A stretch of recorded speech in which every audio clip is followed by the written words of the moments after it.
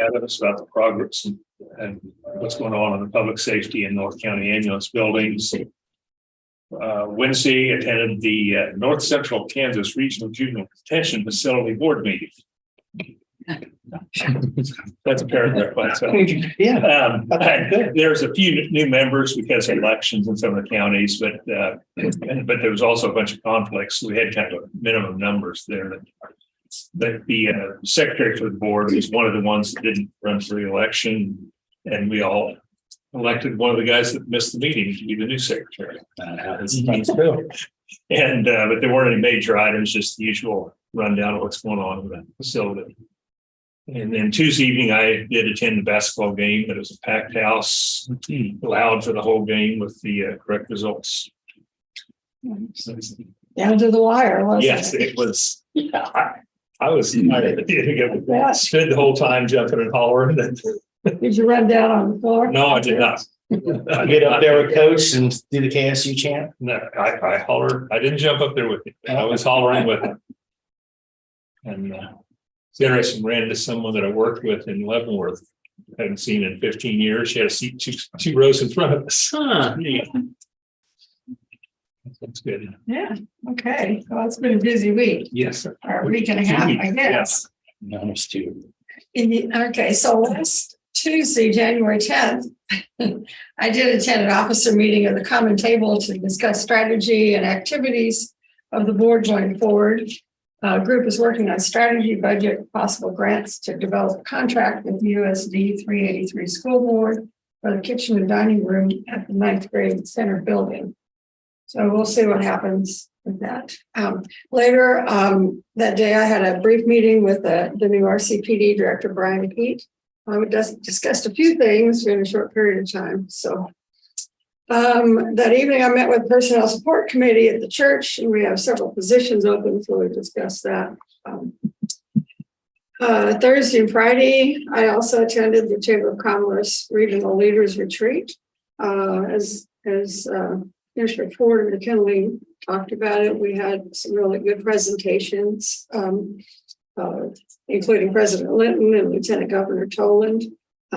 So I really liked Lieutenant Governor Toland's remarks about our way of living and to keep our way of, our way of life here in Manhattan, and even with the economic development. So Saturday, we had the public meeting to consider the annexation of the 78.73 acre parcel owned by Midwest Concrete Materials into the city of Manhattan. Presentations were made by representatives of the city of Manhattan, MCM, city of Ogden, and many homeowners of Random Woods neighborhood. Resolution was passed and will be presented at today's meeting. Monday morning, which was Martin Luther King Jr. Day, I went to the prayer breakfast at the Douglas Center, and it was really well attended. Actually, a standing room only. Main speaker was Dr. Rita Johnson, KSU Vice President, a new position for diversity, equity, inclusion, and belonging. Also announced were the winners of the art and writing contest, and they had those. Most of the people were present. They had some displays, historic displays on the Douglas Center, and so it was really a really good event. After the prayer breakfast, I went to a meeting at the library that was sponsored by a new group called SERVE, and it's a common good incubator for local government that will mentor and help people wanting to run for local political offices. And it is a nonpartisan group. Includes a lot of previous leaders of our community and a lot of younger people. So that'll be really interesting to follow that, see how it goes. Tuesday, I attended the law enforcement board meeting where new members were sworn in and officers elected. It was the last meeting of my 2-year term, and got a plaque for that, which I have to figure out where to hang it up. After that, I had a brief meeting with Amanda in planning, and then spent some time in my office to do some organizing for the rest of the week and schedule for the month. So that's it for me. And the other two commissioners were, it was long week and a half. Yeah. 2 days. Anyway, so with that, we'll proceed with the business meeting. It's Amy Mangus assignment too. Would you like to proceed with business or have her go and then fill in after that? Oh, okay, yeah, Amy. We have a short block here with this Yeah, meeting that okay. we had this morning. Okay. A long block of time, stuff we were doing. Yeah. I was gonna mention, I liked Dr. Higgins' presentation probably out of everybody. Yeah, it was really Good exciting. morning, Amy. Morning, Amy Mangus, registered aides. I'm here with a brief summary of our 2022 year-end revenue. With comparable information to 2021. As you can see, we collect, or indebtedness was higher by almost 126 million, which is to be expected with prices going up on everything. But we did record about 2,000 less documents than the year before. So all of our other accounts are significantly lower, with our year-end revenue being at 625 instead of 888,000.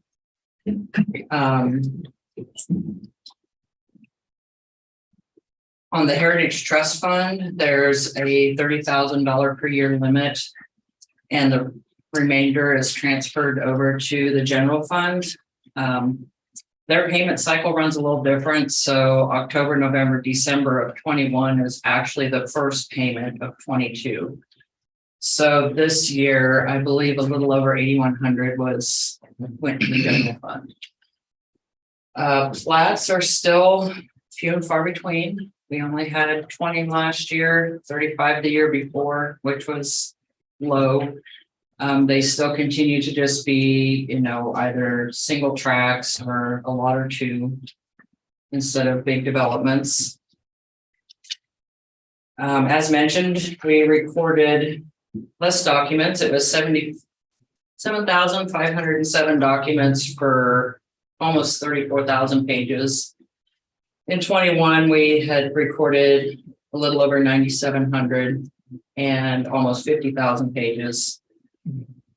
Going back pre-COVID, a typical year was more around the 6,000 range. So we're still higher than normal, but dropping off. On our IDOC market that we installed in 21, we averaged 51 subscriptions a month, 913 prints, and 528 views.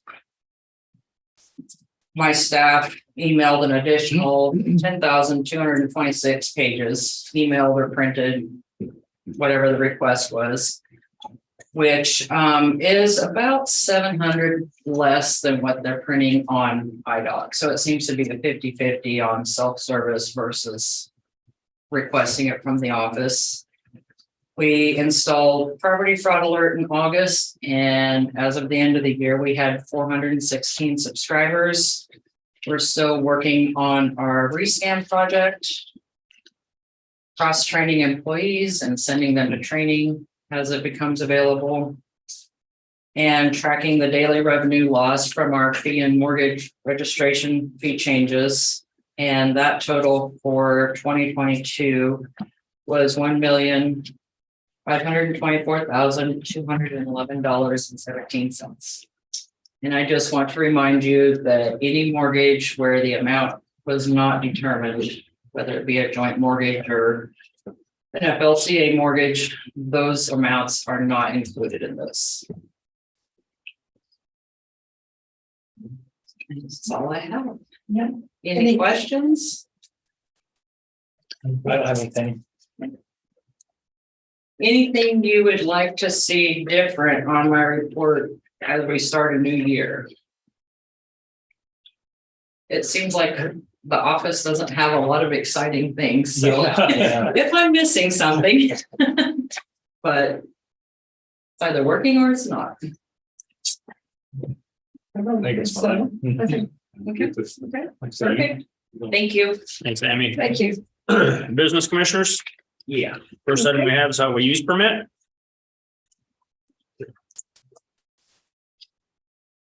Yeah, it's Cox Communications. They're working down in my area. I don't know if I'm gonna give them that or not. Every time they do work down there, something gets messed up. Yeah. It's clockwork, but no, I guess it's what it is. So I'll go ahead and make a motion to approve the highway use permit for Cox Communications to do work on Knox Lane. No second. Okay, it's been moved and seconded to approve the highway use permit for Cox Communication. All in favor? Aye. Aye. Chair sign, please.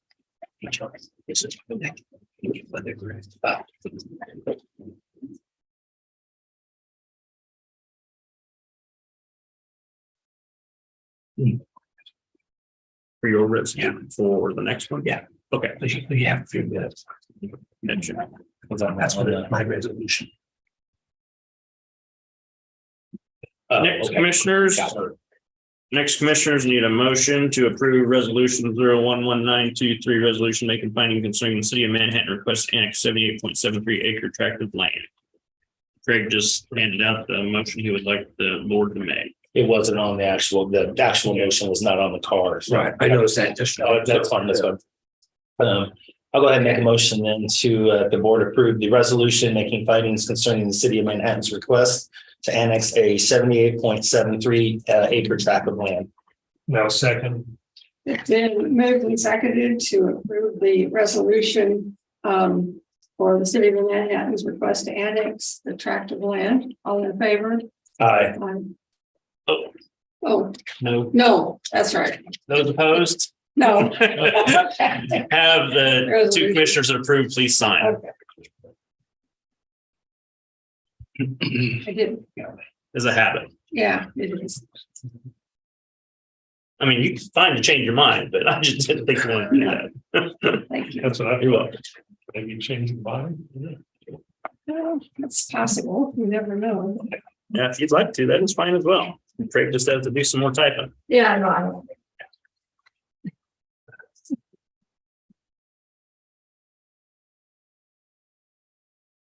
Thanks, Mark. Take care, Mark. Yeah.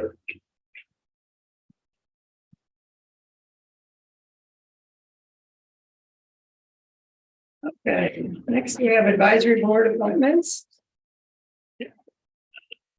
Finish. You can go ahead. You can go ahead. Next, I need a motion for all the advisory board appointments. Yeah, can we make one Yep. motion? Okay. One motion is fine. Okay. So I will make a motion that we approve all the current advisory board positions for Riley County representatives on council and advisory boards. That's second. Okay, it's been moved and seconded to make advisory board appointments for all the council advisory boards presented. All in favor? Aye. Aye. All three sign, please.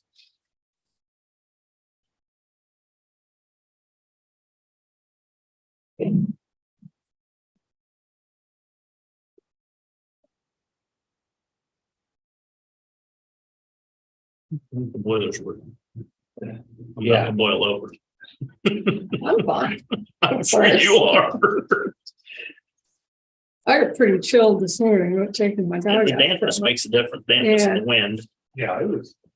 It was cold. Yeah, a little bit of snow we got there kind of caught me by surprise this morning. Yeah, I heard there was a potential. Yeah, there was a, It's just our grass was covered a little bit. The only place it's stuck. Out my way.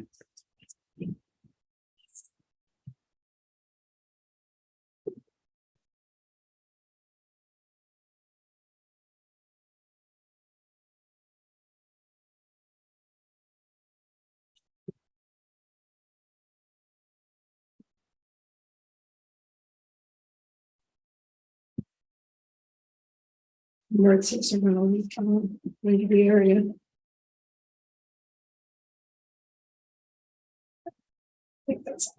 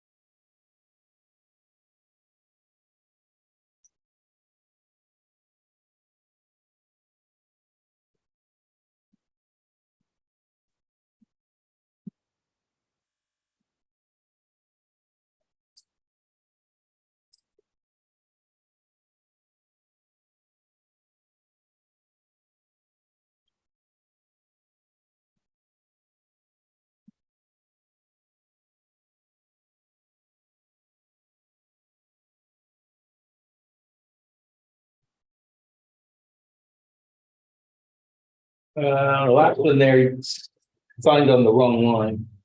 I don't know if that matters or not. Oh. I guess Both habits are hard to break today, aren't they? Have to get you more coffee in the morning. Okay, get another one. Yeah, well, I had too much coffee. Next, commissioners, need a motion on tax roll corrections. Okay, I do have a question. There were quite a few on Ward 5. Is that some readjustments that you have done? Specifically Ward 5, I can't speak to what Ward 5, those were all payment under protests from what I looked at. A lot of them just have to do with a sale. In some cases, depreciation on the property was not accounted for in the original value, which would be something changed on the interior that we are unaware of. And so I looked at several of them, and a lot of them were related to historic, a recent sale. Some of them were just, we were not informed of the problem with the property. And obviously with that market, as it's been in the last couple of years, they didn't appeal during the informal time, so the public was their only opportunity to statutorily. So most of them, from what I could tell, was just unaccounted for bird maintenance and depreciation on them. Okay. Any other question? You know, pretty standard this time of year. Most of those I would assume are investment properties. Some, yeah, some of them were, some of them were That's workloads 2022, so that happens after already valued. And so, you know, the person who had the home didn't take care of it before sold, and then now that person who bought it said, hey, there's these problems with these properties. So they aren't all that way, but for the most part, it's depreciation or a recent sale. And just a noted fact, when a property goes into foreclosure, they're not making their bank payment. That also means they're not paying their taxes either. Yeah, Yeah. so they just neglect the property. Yeah. Yeah, a lot of times they're just very, the exterior is not reflective of what's happening on the inside in some cases. And so we only know what we're told. We can make some appraisal assumptions based on what we see on the exterior. And sometimes we don't know until they do. Okay. Any other questions?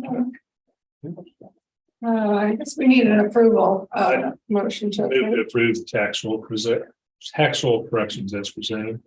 Oh, second. It's been moved and seconded to approve the tax roll corrections. All in favor? Aye. Aye. Chairman, I'm gonna try to get the rest of it here. there's only one line on that one. You'll be glad to hear. So if you miss that line, we may have to give you the rest of the day off. Yeah, I tell you that. I think my hand is going to.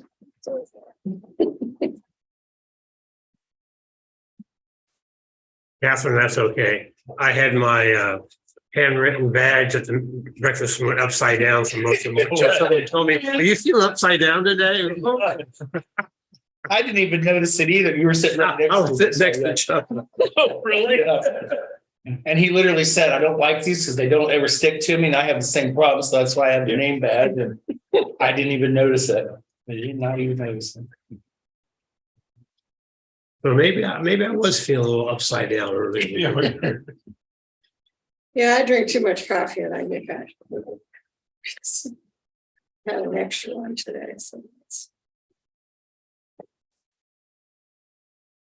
Did you get any snow up north, Rich? Just enough to cover the grass, you know, Yeah, stick on the drive or anything. Not by candle, that's what we have by candle, just a little enough. I didn't even get that. I had some elevated back door steps wood and they had snow on them. Right, yeah. That's some good rain though. Yeah, it was a Good nice soaking rain. Yeah. I wasn't paying attention. I walked off the side of the sidewalk there and right with a big slushy pond. That always Did feels it go to good. the top of your shoes? No. That's We just kind that's of hit the ground, kind of sunk a little bit there. Yeah, then. And a little bit colder, that would have been a lot of snow. Would have been. Oh, yeah, Right there. That's for sure. How much did they get out in the Northwest? They closed I-70 at Goodland yesterday. That's because of blowing wind. Yeah. There was a big truck wreck out there, multiple semis. Oh, was there? I didn't hear that. Yes, and west of Hayes. Pile of like They were 5 or predicted to get 6 6 inches semis. yesterday. I don't know if they did or not.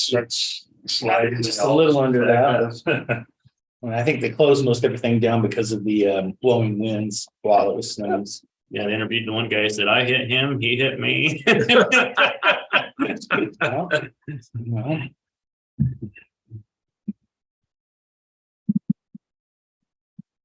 But you say, oh, yes, when we stood up, I started to lead the way. I know, I got that.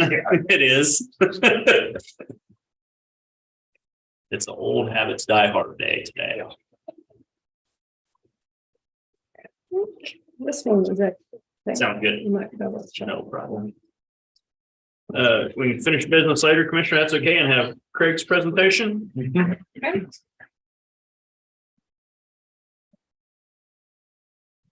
Good morning, Commissioners. Craig Cox, Deputy County Counselor. As you've heard me say before, there's only 3 times of the year. There's pre-tax sale, tax sale, and post-tax sale. So we're actually at the point where we're going to start the tax sale. That's the resolution in front of you. I just want to draw your attention. The resolution is a little bit different from previous years. On in paragraph 2, the very last line on the right-hand margins, you're going to see we identified 3 years there. And that's because we have properties from all 3 of those years. 2015 is the owner of the Skyway property. We had his property and his house the last couple of years, and we were trying to work with him. Early on last tax sale, we concentrated on his property on Skyway.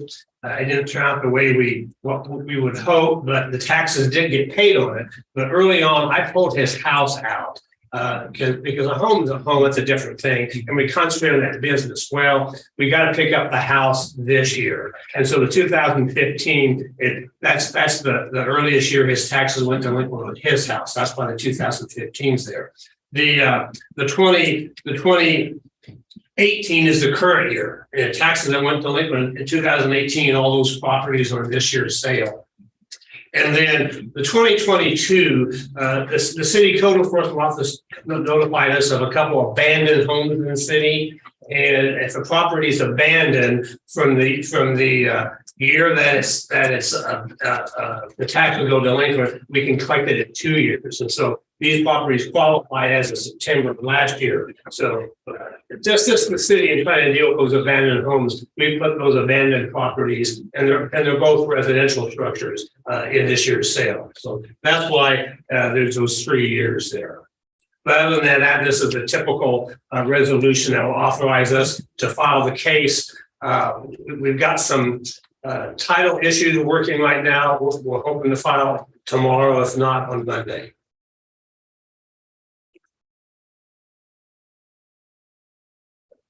I would just ask the commission to approve that resolution so we could move forward on the 2023 tax sale. I believe it's already that time again. Phew.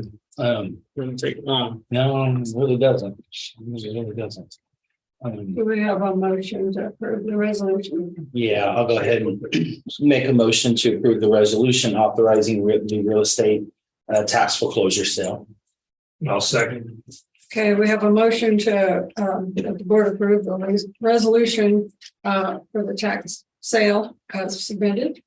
All in favor? Aye. Aye. All 3 sign, please.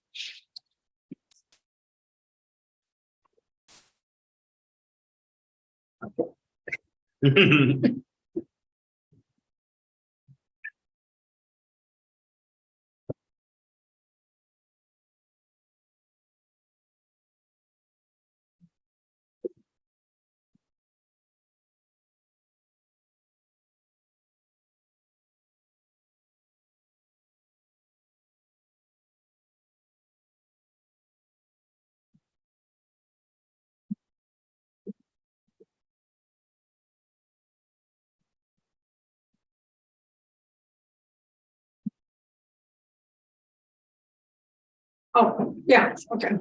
I'll send that. Yeah, do we have any bids? After the defense this year, your signature line has changed from last year. That's true. The what? Your signature line has changed for this year from last year, so that's in your defense this morning. Yeah, good. Thank you. Thank you. Spoken by a lawyer. Yeah,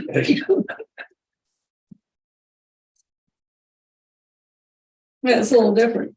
You had to have an attorney for yourself today. Right. I'm gonna try. Thank you.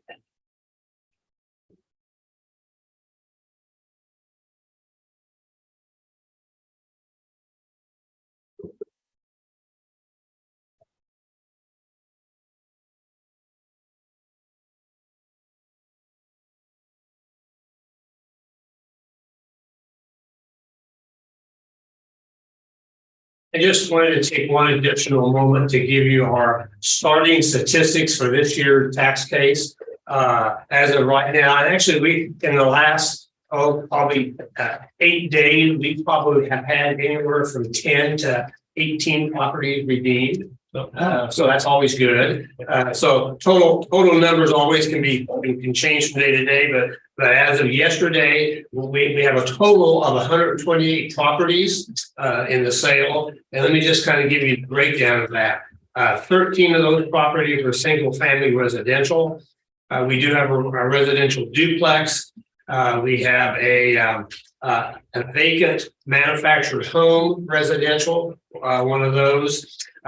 We have 3 residential rentals. We have 103 vacant residential lots. So it's going to be out in the county, probably mostly in Brooks. There's a couple of Lakeside Heights and what's the other one? one of Randolph. Yeah. Ridgeview. Bridgeview. I'm sorry. How can I ever forget Bridgeview? Yeah, I'm sorry. And then we have 6 vacant lots that are ag use. They aren't residential, they're ag use.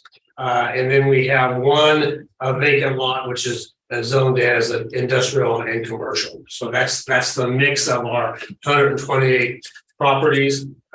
We have of that, the delinquent taxes are $158,817. Special assessments are $640,707. That's because we have 80 what I call rim properties over by Ogden. And those specials are extremely high. They run like about $4,000 a lot. So I will say on the rim property, probably going back about 3 months, we got notified by a title company here in town that they were working a sale of those properties. So we've been tracking that closely. The sale was supposed to be today, was supposed to close today. We checked with the title company yesterday and they were rather evasive as to that. And so I checked with the treasurer's office and no one had called them anytime recently for a tax payoff. So if there hasn't been a call for a tax payoff, closing isn't going to happen anytime soon. So as of right now, those properties will be in the case. And then we have interest of $153,569. So the total amount that we're collecting is $953,093. And that's basically the initial statistics that we have starting this case. Any questions about that? Okay. And I will tell you that I'm just being a little sarcastic here, but whenever I get rim properties, I just classify it as a rim case, as a rim tax case, because those properties are a big factor in how we handle the case and how we move forward. So obviously, if we do get notice of a sale and it's a sizable of that $953,000, a sizable portion of that is assigned to the rim property. So if they get redeemed, I'll let the commission know that, because it really changes the nature and makeup of our sale if those properties get removed. Okay, that's all I have. Thank you very much. Thanks, Craig. Commissioners, I do have an additional documents to be signed. It's payroll and accounts payable for last Friday. You guys have made the motion previously, so that we action taken, but I need all of you to sign at least. Oh, okay. I was actually gonna ask about that. They do, and that's why they're having real problems with their budget. If I look at it, it's just like, it was one block, 15. But it wasn't, you know, but I can imagine that one. Well, they've got 18 lots on the other side where they took off the tax roll from us last year too, and those come with special on each day. We gotta find something to do with those properties moving forward. Oh, the rim property. All of them. Yeah, no, I mean, yeah, we only have the wholesale is, I don't know how many, but wholesale is a lot more number of lots than just the 80. We just have the 80, they have that back to the 18, so. Yeah, I don't know. Rick, I mean, I'm gonna do something to replat or something and try to look at it for something else, you know. I'm thinking that maybe a good majority of them might be good for Okay. workforce housing over here on this side of town. We're looking for properties to do with it. It's already established, kind of sort of plot for that potential, and And they got all the utilities out there. yeah, the infrastructure in there to do that is a lot less expensive than trying to go get a letter. Yeah, I don't have one. Yeah, I'm sorry.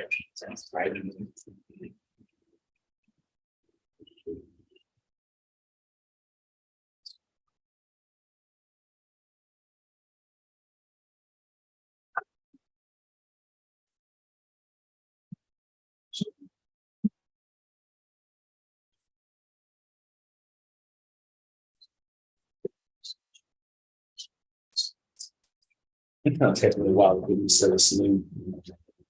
Yeah. Yeah, fun question. We used to read it this way, now it goes up and down. Well, no, no. Yeah. Switches.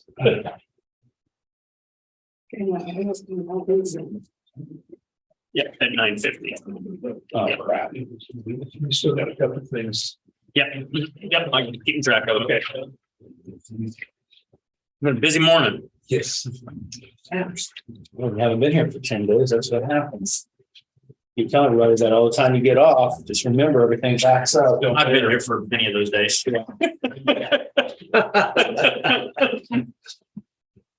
Next, commissioners, do we have a motion for the minutes, the first set of minutes, January 9th? I didn't have any changes on either one of them, so. I do need separate motions on them, if I can, please. I'll go ahead and make a motion to approve the minutes from the, and now I can't remember, meeting of the Riley County Commission on January 9th. Oh, second.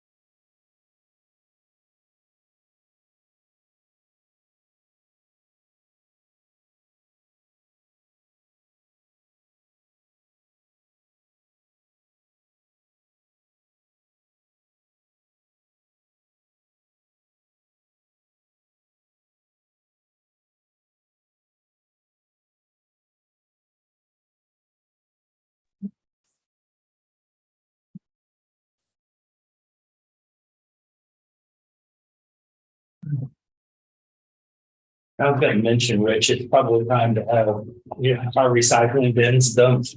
Okay, yep, I'll make a note. Thank you. Yeah, thank you.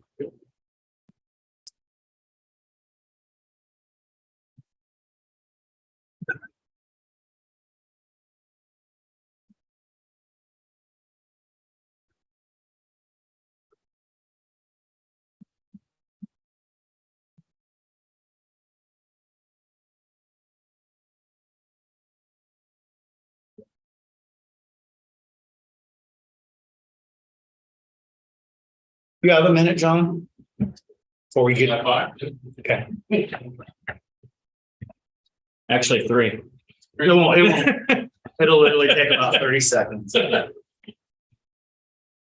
Don't take one, but someone.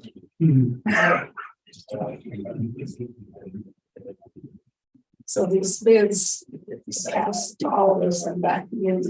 No, just to. You read it and I have. To be.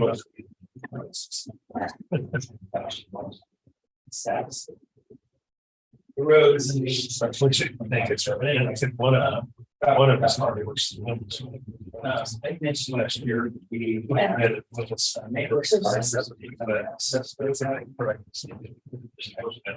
was gonna, so. I was just, that's the up on my, but I was planning to go to Melbourne's Park. So. I told them that.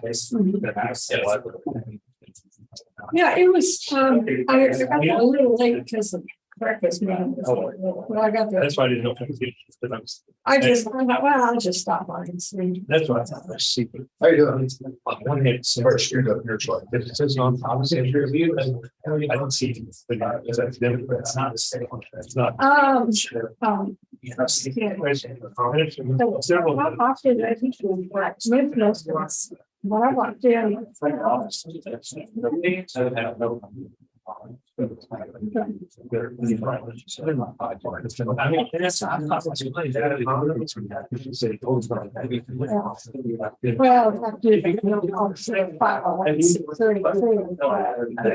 Well, when you look at the goals, it's not one side.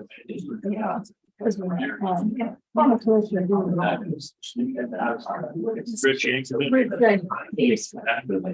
He's what? He spoke with that, so. I'm just saying the survey, I said, it's all, so it's not important, and it's not like banning one side or second. Yeah. That's not like all the next. Because. We'll talk about that. So I just wanted to go sit one of the patio access, basically one time, I said, no. Then I know Corey used to. Access road. Yes, we all work. Yes, we all part. They're gonna be going in today. Okay, sounds good. Prime example is how. It came up in a dialogue that I had earlier in the week and Yeah. I told him, yeah, that's our responsibility. And we had. Yeah, we were up there. Yeah. Two slides down Tabor Valley. Uh-huh. Yeah, real We moved up the road there, and I think John got the message, but then it rained and we didn't want to work. Realize that what it is. So you're supposed to be going up there Saturday. Okay, good deal. I appreciate it. Yeah, we'll get it taken care of. Should be. Exactly. Yeah. Okay, it's now 9:50 and we have bid openings. Alvin, you wanna? We have, oh, okay, your name's on here, so bid opening, okay. Sorry. There you go. Help you out a little. That's the first for me. Okay. The first bid is from J&J Drainage Products. This is for the corrugated metal pipe and bands.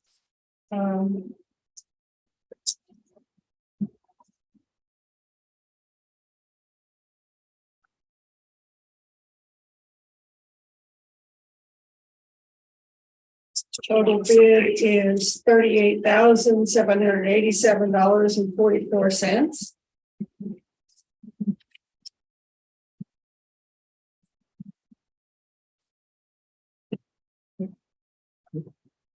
Yep, we have a second, one of the second. I didn't know if we had all three of them were on, right? That's for each one. No, yeah, after each one, have to have a second person read it. Yeah. The third person can look at it if they want to, but Okay. not necessary. Yeah, it's bid for the J&J Drainage Products.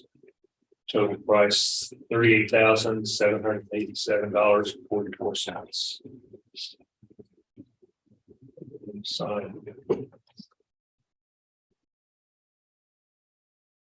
It's fine.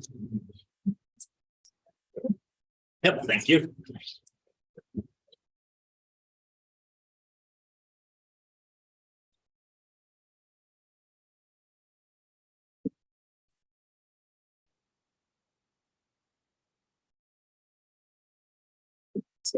Double work on that. Yeah.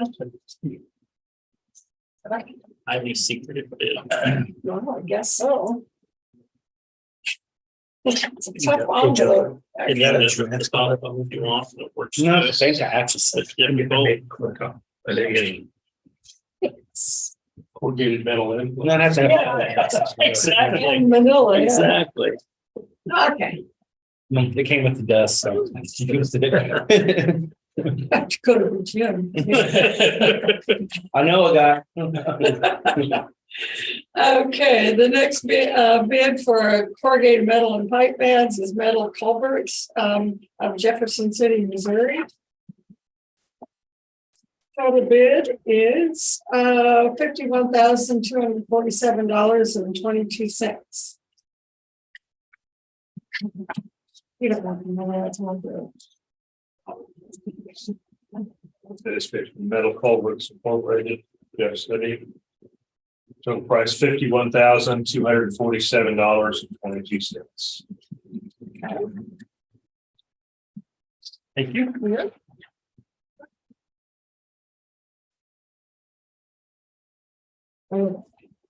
Easier.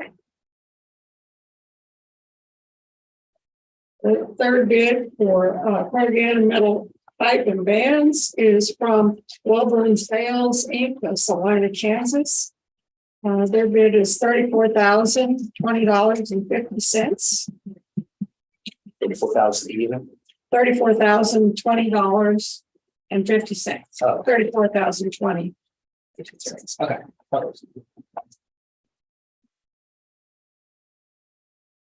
Third bid from Wellborn Sales of Salina.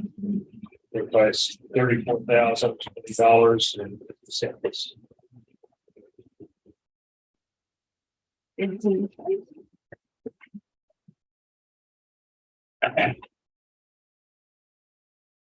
I'll go ahead then and make a motion that we send the bid backs to staff for further analysis and recommendation.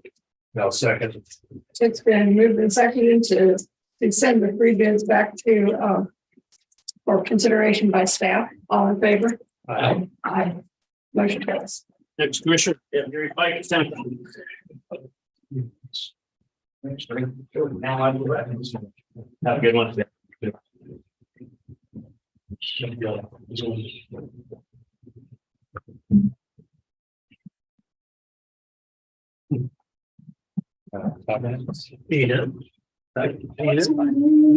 There you go. Practice. I'm gonna have my drawer put back in here. Morning, Gary. Good morning. Good morning. How are the roads your way?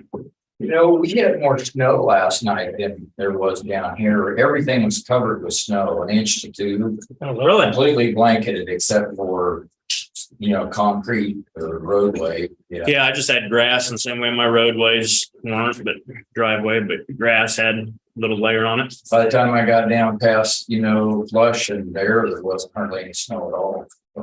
We heard they had a wreck on Highway 16 though. Yeah, it's This summer, morning. a semi, Yeah. That's not good. sort of blocked the whole road, I guess, so.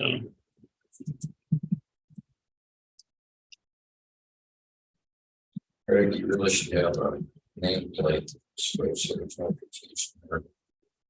This Clancy still got the name. Well, he gets away with a lot under Clancy's name. So. Yeah. So then if I do something and they call for Clancy about it when he gets back, it works pretty good for me. Thinking about that. He never does executive sessions, so I'm always glad to see. Yep.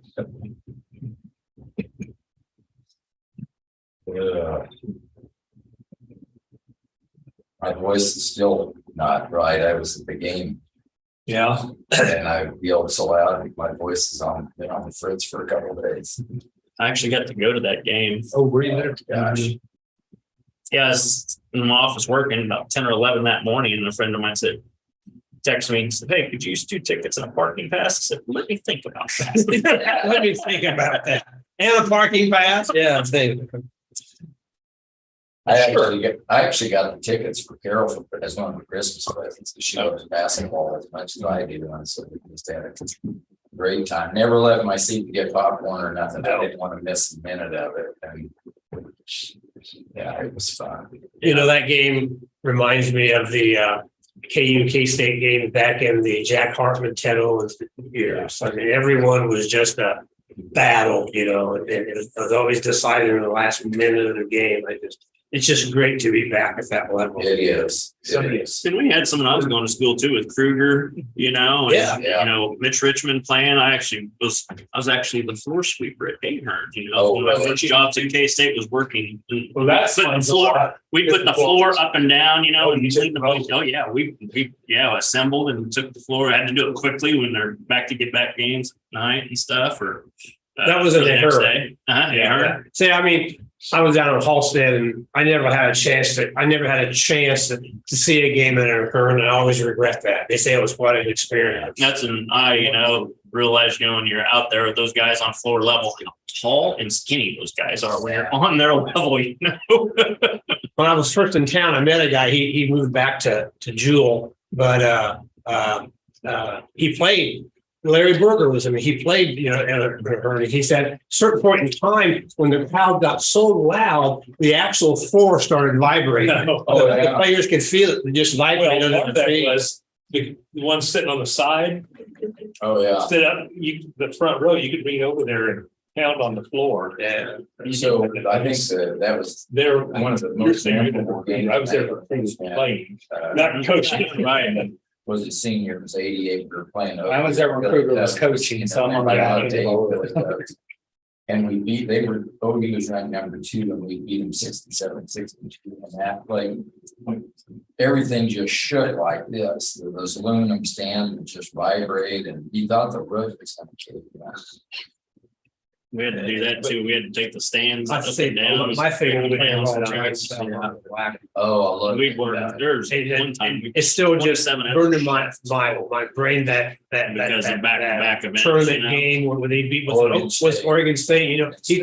He just took that. We were down by 10 points almost the whole game, and then he just took that last shot from the corner, and boom. And he made the statement that, Coach Hartman made him practice that over and over. And it's like, we got it, Coach, we got it. And they practiced it some more. And he says, now I understand. That's the game somebody. I've got this. Talk about 73. We beat them. I was said a story about being partnered with that player said, he never yelled at us, but he had a stare that you just wanted to die. Kruger hit us full screen free throws. The last few minutes. He was automatic. Mhm. So, That's the story. Another story they tell about it was, You ready, Gary? yeah. Ted Owens went to Florida to recruit a player for KU, and he didn't get him. The same weekend, Hartman took a bus ticket and went to Bonner Springs, and I hadn't even. Got it. Yeah, that's a story. Okay, Gary, It was another great one. Good morning. good morning. How are you all doing? Good.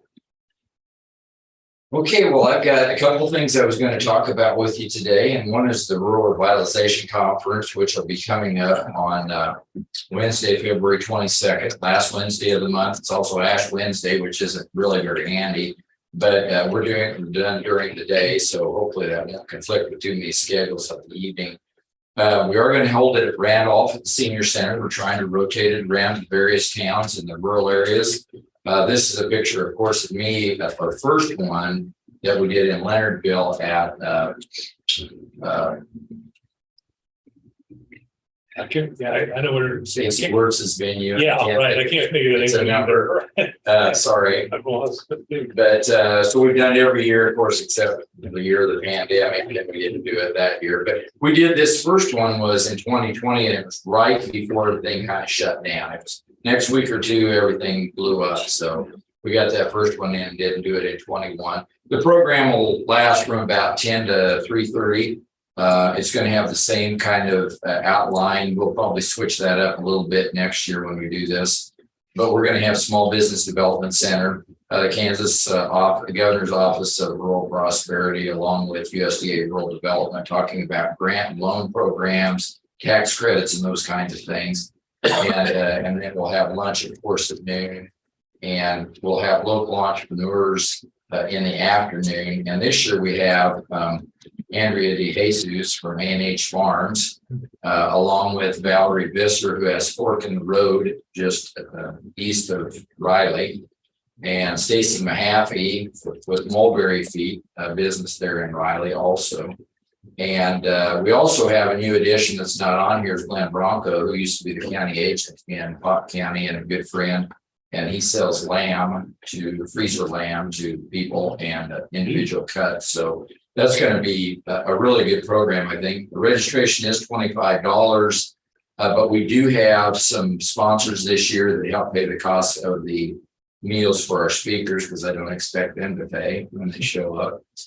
Kansas Farm Bureau, and just recently got the Chamber of Commerce, Manhattan Area Chamber of Commerce has agreed to be a sponsor as well. So we'll take more businesses, of course, sir, that would like to be sponsors, but I think that will be it for this year. And we'll have the Farmhouse Cafe at Riley and Oldsburg doing the meal, and then we're going to hopefully have Valerie doing our cinnamon rolls in the morning. So it's all got a very local, rural focus, and that's the way we like to keep it. We had a discussion yesterday at the Riley County Rural Economic Development Board meeting about housing and talking about that again. So I think next year we may focus a little bit more on rural housing affordability, and you all know better than I that that's a huge issue, and maybe we'll even get something done ahead of that. But we're going to work on that with the Kansas Department of Commerce, and the Chamber of Commerce wants to work on that with us as well. So VITA, so we open a week from today at the library. Tonight is our training for the volunteers, particularly the new ones. And we have, I don't know, 12 or 13 right now. Sue Simmons, my coordinator, and I went to Topeka last week. They have a training there. So we went all day Monday, all day Friday, and Wednesday evening for changes in the tax laws and everything else. A lot of changes this year that are going to affect people's refunds because they've lowered the child tax credit. They upped it for a couple of years, kind of during the pandemic, and they've also lowered the child care tax credit, and those both by half. So it's going to affect refunds for everyone. And the last 2 years, they've allowed people to take charitable contributions of $300 for a single or $600 for a married couple filing jointly without having to itemize and do a Schedule A. Well, they've taken that away also. So, which I think is very unfortunate, because that would encourage people to donate to worthy causes. And it's just too bad that they had to do that. But so I'm telling you, there will be a lot of people whose refunds normally get, for the last couple of years, have gotten really large refunds that probably will not happen this year. And again, this is for low to moderate income households defined as 72,000. And last year, our average adjusted gross income was 27,000. So we fall well below that. And we do file them all electronically. If you have to be filed by paper, if there's an amendment or there's other extenuating circumstances for whatever reason. But the program has grown nearly 8% a year for the last 7 years. So we had 724 returns last year, 712 of those were electronic and 12 were paper. We do have a lot of college students. We have a lot of retirees. We have a lot of people who have Social Security income. A lot of people come in just to get their homestead refund on their property taxes. So we do have a number of those as well. So that's all lined up. We'll train tonight. We'll train again next Wednesday night for the new volunteers. Then we'll open our doors on Thursday and be going full board. We've already, people were calling in before we were even taking reservations for spots. So He called me. yeah. What's that? I said, which I forwarded to you, that one call I got Yeah. asking how to reserve a spot. Yeah, I don't know where the disconnect comes on that. But yeah, the library is the physical location, Yeah. obviously, which they're a fantastic partner. I can't say enough good things about them. But so people think, well, I show up at the library, get my taxes done, you know, and that's great because it's a great place. They need to contact us or go to our website, click on the button to book their deal, or they can just call Sharon and Sharon will book them. We do have enough of those people that do it that way. So Other programming efforts just recently here, Megan Doherty's taught canning last week and gearing up for another one. Greg McClure had the Women in Agriculture meeting last night. This Wednesday, next Wednesday, had 37 people show up for that. So that's a really good crowd. And then Greg Eyestone has already started on the school gardening deal, and he's got more schools than ever. He's got 8 schools and 18 classrooms signed up for that. So that's going to be a handful. He's, of course, the extension master gardeners helping with that, and that goes very well. And he's also had 22 participants as he's been doing Bluebell nursery programs on Saturdays for 4 or 5 weeks in a row. And that's been a great success. And then Brandy Berg, our 4-H program assistant, got at the request of some 4-H parents wanted to tour the vet school. So she's lined up a tour of the vet school for kids that are interested in that. So beyond the regular normal duties, we've got a lot of things going on, and we're very thankful for that. And appreciate your funding, of course, for our program efforts. So if you have any questions, I'd be glad to answer them. I plan on attending the rural revitalization event on the 22nd. I put that on my calendar. Okay. You can drop off a check to Lynn or somebody. You can pay at the door or drop it off anytime you want to. Okay. We're pretty trusting. Good. I only got skipped one time. But I mailed it in eventually.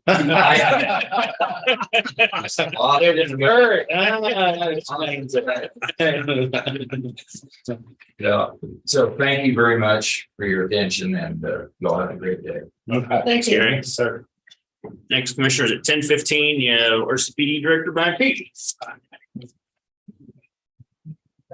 Sure, good. Yeah, that's good. Welcome. Yeah, it's good to see you. Good to see you again.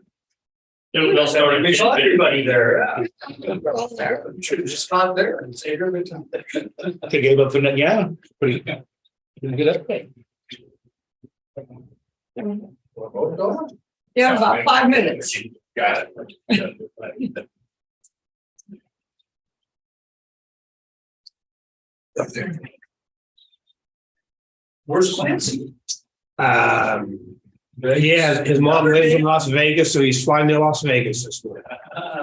He told me I'm just going to say he's flying to Las Vegas. I have to say he's flying there for family. Yeah. He's in Vegas. Who hasn't used that excuse?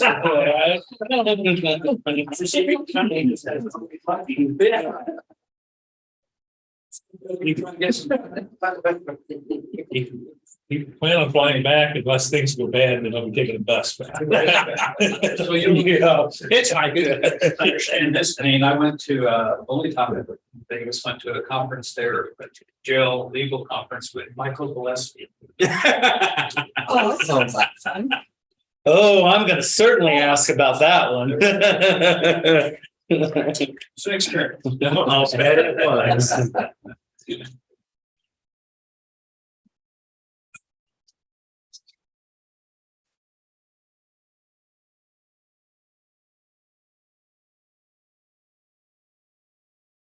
I've been to 2 conferences in Las Vegas and never gambled once. Yeah, It just doesn't interest me whatsoever. not at all. And I can vouch for one of those. Now, and we went at 8. We did. Yeah, We did. We went at 8. Yeah, that was fun. And we talked a lot of sports. We did. Well, I listened to you and Jay talk a lot of sports. That's true. Jay Hall and him, he's the KEC attorney. God, they know more sports than I really knew existed. Gee. My wife and I are big gamblers. Every time we go, we get $20 each, and I always end up giving her my 20. You know. Well, hey, Rich, you're gambling that way. Yeah. Well, just to show you how dumb I am, after I was done and left the hotel, and there was 2 beds in the hotel, and of course they leave change on the beds there, or at least at Bally's they did anyway. And told them, I said, somebody left their money. Somebody left their money on the bed, and they explained to me the rationale behind that. So I was like, oh. Yeah, you'll play it and then you'll supplement. Yeah, exactly. Yeah. Get you a seat. I've never seen Nice enough hotel, nobody left change. Well, I stayed up that state. Quarter a nickel and a They 50. never did that. I've never seen And just the way it was arranged there, it wasn't like all nice and neat. So I thought somebody had left it there. So I left it, but No, you were supposed to go downstairs and spend it. I was having More and more. It's there, they were, they go around, they take you and show you all the different behind the scenes stuff they had. And one of the things I never realized, I wish they say we never have clocks on the floor, so people always forget what time of day they're and how long they've been here spending money. It's all designed. You know, someone just told me that the other day when I was there. I never even realized that there's no clocks in the casinos. Yeah, I never knew that. No windows, never look out and say, oh my God, it's dark, I gotta get home. It's just. Been there once my whole life. I tell the story. My dad's company, he worked for a company that dealt with Zenith TV products back in the old days, and they had a national conference in Las Vegas. And one of his buddies took $250. That was his limit to gamble, and he was just a not doing it. He didn't realize he was going to play blackjack. He didn't realize that he was at a $50 hand table, and in 5 hands he lost all of it. But they don't build those places off the winners. Yeah, both of them. Both lands. And my father-in-law, he's big on the scratch tickets and lotteries and stuff, and always, he's darn near 80 and planning on it big. I said, you know what? Here's the deal. You give me the money you would gamble on that stuff. I'll give you 50% back. You'll be a winner. I'll be a winner. And it's more than you're getting now. It's better to lose than 100%. I figure it's a voluntary tax. Yeah, So that's what I was calling lottery. Yeah. Voluntary tax. Did anybody ever win the big lotto yet? Yeah. Yeah, someone did. Somebody decided to take the lump sum, and he's only getting like 437 million out of it or something. Oh. That's Yeah, only. Gosh, I can't remember what state it was, but I'm like, man, they're more rich than me. They're going to have a lot of new family members, aren't they? How's he gonna make it on 437? I don't think I could do it. I got to spend that in a day. Well, what's the yearly buyout on, if you just take it a year? It probably depends on what state you're Like $1 in. million? I did have an Twice. uncle that won $1 million on a scratch ticket. It was a school scratch teacher. ticket? It was a school teacher on a trip from Ohio to Kansas. Huh. I remember one year for Christmas, my aunt stuck 5 lottery tickets in everybody's stockings and scratched the first one off and got $1, scratched the second one off, got $1,000, missed on the third and got 5 and 5 on the other ones, and nobody else won. And like, look, that's the last time he gets lottery tickets. She didn't strip those very evenly. No. Ready, commissioners? Yes, next we have Director Brian Pete of the RCPD. So Kurt Bowman, Assistant Director of Riley County Police Department, and this is kind of the handoffs, this first update. And that's probably what it's going to be, is not so much of an update of what's going on at the PD this time, but just an introduction of Director Pete, and then let him tell you a little bit about what he's been doing since he's been here. And then he'll most likely be the one coming each month giving updates. Although obviously, or his designee whenever necessary. So, Thank you, sir. Good morning, members of the council, members of the public. My name is Brian Beat. I'm with the RCPD. I just wanted to again just introduce myself and then thank the community for the opportunity to be part of this police department and be part of this community as a whole. I do have goals and things that I always like to do when I come into different organizations. But ultimately, what those goals are the priorities of the people that I work for, that I serve. So I believe in a servant-based leadership, and that my responsibility is to get out and find out what the priorities of the community are. So, over the last several weeks, I've just been meeting with members of the staff, getting to know them, learning the ins and outs of the priorities. There are 3 things that I've always going on that'll get you either fired or put in jail, which are guns, funds, and evidence. So I've been looking over policies, anything that relates to those specific items. And then learning about folks' positions within the job or within the department itself. But what I'm planning to do right now as we work towards the budget is to develop, there are 2 things I have in work. The first one is an initial organizational assessment in which I'm just going to come in, kind of like what Kalia does, and then just scratch the surface on each of the different policies, each of how everything's going, looking at everything not only from an operational point of view, but as well as a morale and a culture type of an issue. And then from that, and then put data together, and then I'll bring it back to folks, to the county, to the city, to the law boards, everyone, regarding on what that initial assessment is, and if there are any costs that I have that will need me to make a deep dive. So far, probably not going to be surprising. There is little to nothing. As a matter of fact, I'll just say nothing that I see right now that gives me any pause or any alarm with the department. So that's great, because now I can focus on other operational issues and how to meet the needs of those that I serve. So with that initial assessment that I'll be handing over to folks, I'm also going to members of the community, and I'm also asking respective boards and organizations and governments, municipalities, county, what are your priorities or what are the things that you want to see from the department, whether they be things that are specific or whether they be things that are kind of a 50,000 foot level, like crime reduced, the perception of crime, anything to that effect. So I would be asking if you have the time to give me what those priorities are, whether we only came up with 3, we've got 20, whatever the case may be. And if you'd like, I can come in throughout or continue on with the correspondence via email. And if you want, I can come in and we can do the whole dot thing that, hey, these are what our priorities are, and we can do the whole voting thing. Or if you all just say, hey, you know what, we already know what we want from you, and this is how we're going to do it. And then that'll be rolled into our strategic plan. And that strategic plan is going to be distributed out to everyone, to our law board, and as well as to all the councilors. Well, welcome to our community. Thank you. Glad to have you here. Thank you. It's a pleasure. Probably just firestorm at this point in time, but you've almost been here for a month already, huh? Seem like it. It feels like 2 months, but it's a good positive 2 months. It's because I'm seeing a lot of the same folks, and I'm able to put names and faces together. And I think that as folks get more comfortable with me and vice versa, that pleasantry of the whatever the honeymoon thing is now it's like, hey, it's great. Now, how you feeling? You feeling comfortable? Okay, this is what you need to be doing. So I think we're evolving to that point of getting to from pleasantries and staying polite to getting out of business. I'm sure you're drinking from a fire hose. There's a lot of good staff. He's a great guy to learn our community from. Of course, he has decades of experience, as several of us do. But Don't let him loop you into babysitting either. you'll never get out of that. The thing is, he's a babysitter now, because the other day I freaked him out. We were supposed to go to the law board meeting, and he was looking for me that day. He's like, who took the director? Where did he go? Law, we're going Yeah, he's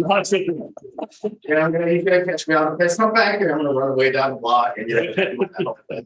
And Director Pete, whenever you go into that deep dive, if you ever need more time on the commission agenda, you have it once a month for 15 minutes. But if that's ever not enough, just contact our office. Kurt knows how to get a hold of us, and we can give you more time and special time if you need it too. Yes, sir. So you're always welcome to get on the agenda for any special report as well. Thank you. Or say, I need more than 15 minutes this month, and we'll accommodate you. Okay, I appreciate that. And I also want to say that communication's always been a bane in the existence of any organization that's out there. So I pledge to make sure that my communication is with you, as well as with all the other municipalities that make up the county as well, so that nobody's going to feel neglected or slighted from me. And the other thing I'll always say is, if I ever come to you, or when I ever come to you and say, hey, XYZ, I'm going to come to you with a solution. I'm going to come to you with 3 different solutions. I'm going to come with solutions that are going to be that are going to make sure that we maintain the long-term goal of the department of being the stewards with the money of the taxpayers. So it won't be there'll always be very good positive solutions when I come to with problems. Do we have any updates on the software for the cameras? No, I'm still obviously in the process of determining what's needed. In fact, I probably could even talk to Ellerman out there of what's needed and then getting it ordered. Actually, I know they have what's needed. It's been ordered. So that's it. You're familiar with that, Director Pete? For the camera systems? Yes. Yes. Okay, good. Okay, well, let us know what's going on. So, and hardware. And hardware, yeah. And you're learning all the unique intricacies of consolidated law enforcement on who funds what, correct? Yes. That's a unique animal. It is. So I'm tiptoeing around that as best as I possibly can. Yeah, yeah. No, Anything else? I don't know that the commissioners have much, but I know, at least from our perspective, of course, we represent everyone in the city and the county. And always a big issue for a lot of our constituents. I live in the county, he lives in the county, is rural police patrol. And I think they do a great job now. That's always a priority for the rural folks. Sometimes we feel underserved. I can't say that we do, but as Kurt will tell you, that's a concern from time to time in small cities and rural area. I don't live in a small city. I'm out on a dead end road. It's hard to find me. So that's always a priority for our constituents in the rural area. And on that note, he was involved in a city council meeting last night. Continued, I think, had very good relationships with them, and things in that area, I think, have improved tremendously, not only our response, but also just their understanding and knowledge. Again, I think it was a little bit of both awareness, education, as well as us being a little bit more visible in what we're doing. So, okay, thank you. Thanks, guys. Welcome aboard. Thank you so much. Next commissioners, you have Julie Gibbs at 10:30. Can I steal a moment about the gentleman's time? Yes, sir. I caught it at leadership last week, just talk about county. I just caught him there and introduced myself for the first time at the leaders retreat. And so I'm walking down the hall, and I was walking down the hall and stopped him and introduced myself. Like I said, same thing. Well, he was asking, for our priorities, and that's something we hear a lot about, living out in those areas, representing that community. Oh, come on.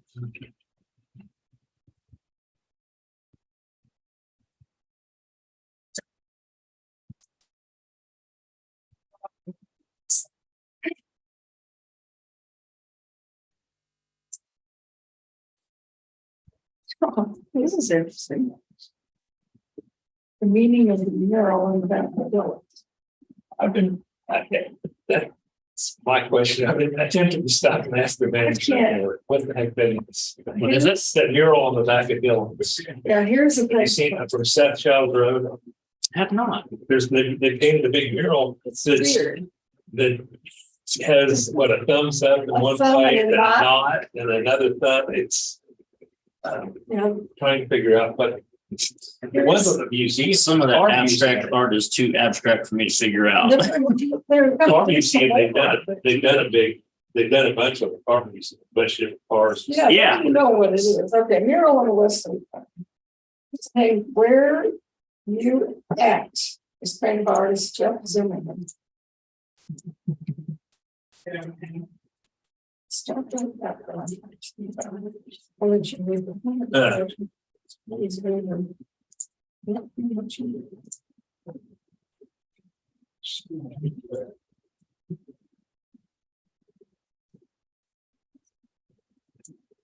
When Renata wrote something, the artist has become known.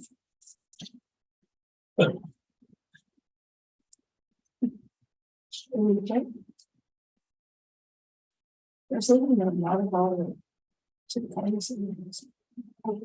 Two different notes we got together. Now what?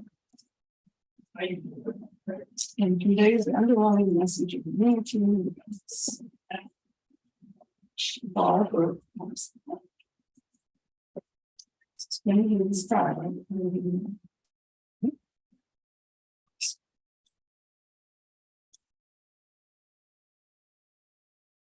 Bullseye, oh, there's bullseye and cartoon one.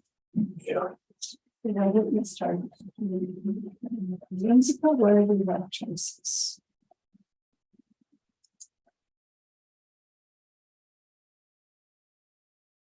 You know, I remember that all this. I'd say at first I thought, oh, we're getting something started, then it was done, nothing else there. I'm sure there's something else. It's just Oh, some that would be this. It's real interesting. random Morning, Julie. stuff. Good morning. Yeah, that's how unfortunately I am similar. It's like, And I appreciate art. No, I do too. I love to go to the art I have to museum and see understand it, it or know what but it is. that one's a tough. I'll have to look next time. But she's there. But there's an explanation for them. A list of acronyms. Oh, boy, it's gonna be one of those presentations, huh? You said in the military? I think so. I went through that one. I have no idea what it was all this. Yeah.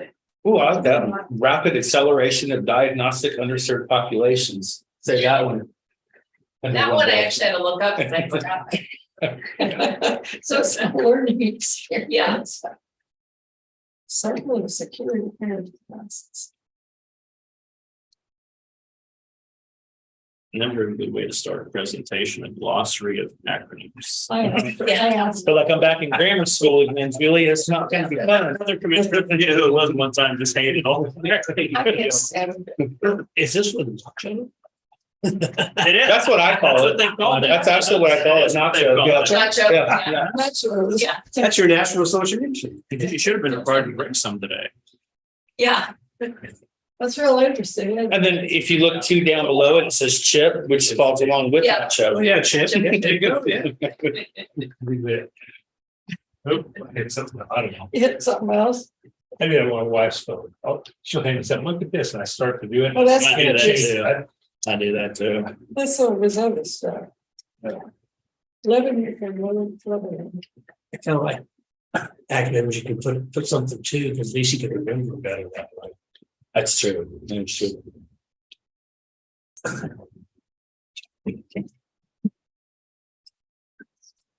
I let you look at this. Yeah. I'm gonna have to So look. do you have a new appreciation now for it when you do that? Really, but I mean, it's an interesting for, for bold and right. And Yeah, I say that not, that's gotta be tested to do it. to Right. do it, but it might be mean something. But if you can't get it by looking at it, then it doesn't mean. Well, I'm driving by, it's such a Yeah. fast. Hey, it's like, if I sit there and study. That's what I've been thinking. That's why. I wreck while I'm looking at it, trying to analyze them. It's all the police officer, the commissioners asked me to do this. What are we looking at now? They're all on the back of yellows. Oh, yeah. Those. I got it. So tell me the definition of that mural. Tell us what the mural means. I have absolutely no idea, but I've watched it kind of go. I was more interested in watching how they painted it, than what they were painting, because it was kind of like in, Sections, yeah. yeah, instead of painting like the stuff and then coming in with the details, like they put the detail in and then came back and filled in the gaps. It was just different. Well, I've got the explanation now, so I'll send it to Oh, you. Quite frankly, I've always thought it was drug induced myself.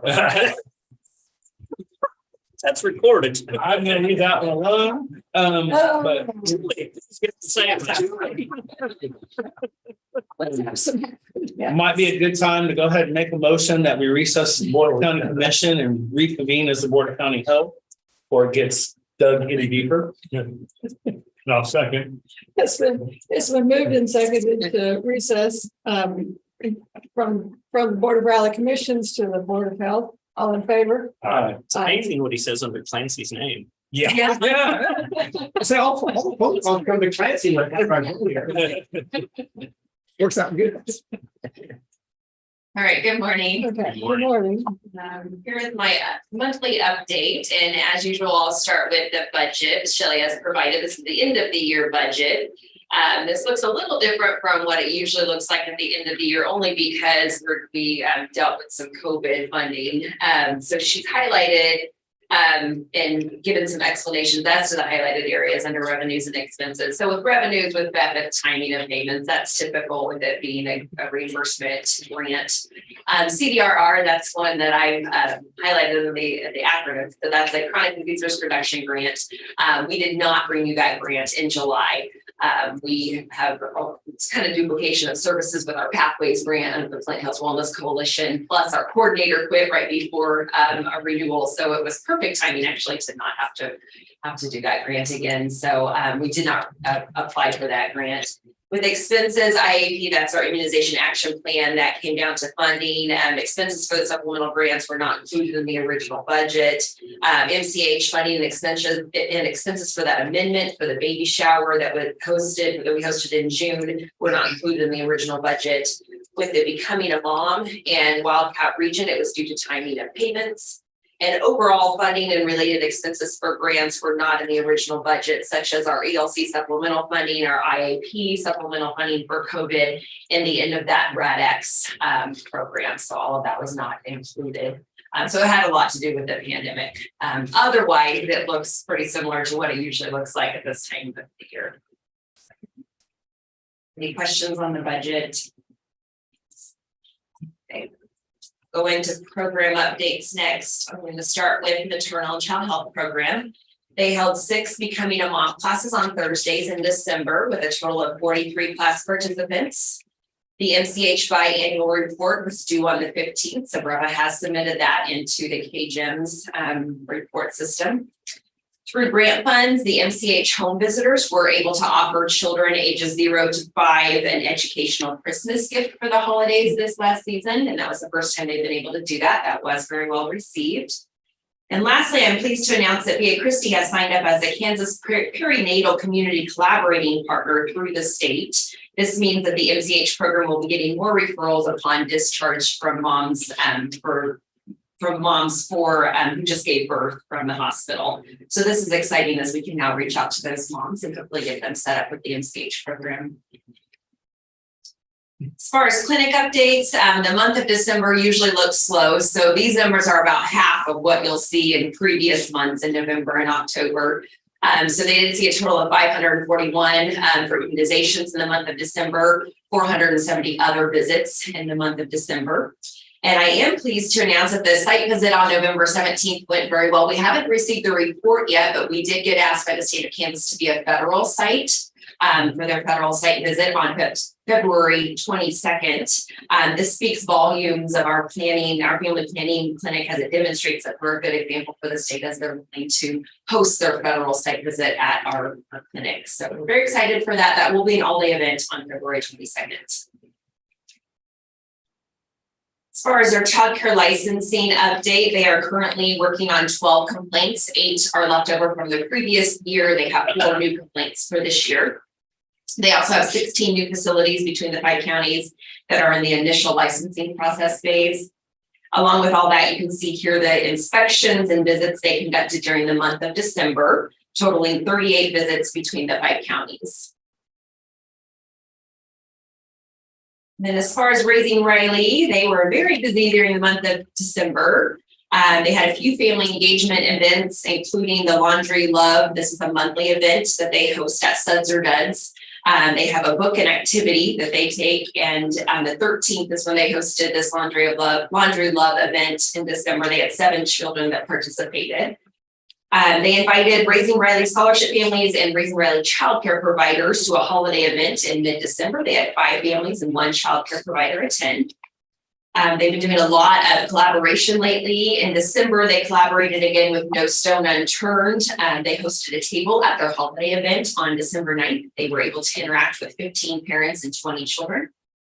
And Raising Riley facilitators collaborated with MCS, Manhattan Catholic Schools, providing classroom support in the month of December. And they will do that again in the future. They were able to administer training interest surveys, which they do every year at the beginning of the year they send those out to providers to get ideas on what they should do as far as training events for the next year. So they do usually provide at least 1 training opportunity for childcare providers every month. That is free. For January, they've already conducted quite a few events. They started their Circle of Security parenting sessions. They did have 7 parents sign up. They only had 5 that have attended so far. They did Laundry Love Story Time again on the 9th. They had 8 kids attend. They hosted a family play and learn engagement event on the 11th. They had 10 families. There will be a virtual Flip It training held this Saturday from 9 to noon. So far, 5 parents and 11 childcare providers are signed up. Registration is still open and that is free of charge. And they will host another parent book club on the 28th of this month. So far, they have 7 parents signed up. As far as STEP updates, this is public health emergency preparedness. NACHO or NACHO, however you want to say it, they did award us a RISE award. So NACHO stands for National Association of County and City Health Officials, and RISE stands for Respond, Innovate, Sustain, and Equip. So we did receive that award for $75,000. This is aimed to provide MRCs or medical reserve corps units with funding to support the immediate needs of the MRC network, increase emergency response capacity, and ensure units are prepared for future mission requirements. So with this funding, we'll be able to restart our Wildcat Region MRC unit and begin recruiting volunteers in preparation for future emergencies. So during our pandemic, our WIC coordinator, Kaylin Steph, did all the coordination with the volunteers, and she did a great job, but it is a big job. And she was also trying to do her original job as well. So now we'll actually be able to hire a part-time unit leader to be able to do this. So I'm going to be coming back to you on Monday to ask approval for that position, this grant. Also, as you recall, beginning this fall, we set up and operated our mobile testing trailer to provide free and convenient COVID tests. So we are able to offer rapid and PCR. We later offered flu and RSV tests. And right before the holidays, we were seeing majority of flu positive with a little bit of COVID mixed in, but we have yet to see a positive RSV test. And right now, testing demand is down right now, but we're still seeing a little bit of flu mixed in with COVID, but still no positive RSV tests. But we can still offer that. It's a pretty easy and convenient way for folks to get a hold of that. They can either call us or it's on our website. It's an online appointment scheduler, so they can easily schedule their appointment online, and they can usually be seen that day. Also, one of the PEP grant requirements is to ensure all health department staff are properly fitted for N95s. This is to be done annually. So last month, Skylar and her team conducted 48 fit tests to fulfill this requirement. And as you probably know, fit testing is a respiratory protection program under OSHA to ensure employees are not exposed to harmful pathogens while working in the field. As far as CHIP updates, this is our community health improvement plan. This is to be finalized at the end of January. So it will be ready to view by the end of this month. And I'll have that in front of you during my February update. So we have set dates and times for our work groups. So our 3 priorities included mental health, transportation, and housing. So the mental health work group is scheduled to meet on the 4th Monday at noon. So their next meeting will be this upcoming Monday. The transportation work group is scheduled to meet on the 4th Tuesday at 9 a.m. and the housing work group 4th Tuesday at 11 a.m. And all of those are hosted at the health department in our boardroom. So if you're interested in serving on any of those work groups, you can pop in anytime at any of those scheduled meetings. And as far as staff updates, I had invited Aisha Sampson to be here with me today, but she has a sick kiddo, so she's at home today. But she is our new part-time community health educator with our Overdose to Action grant through KDHE. So she'll be with us until the end of August. She started on December 19th and has done a great job so far. She's connected with a lot of our community partners, including Kari Humes, who is our drug and alcohol counselor at USD 383. She's already met with the other 2 counties. So we do share her with Potawatomi County, Geary County as well.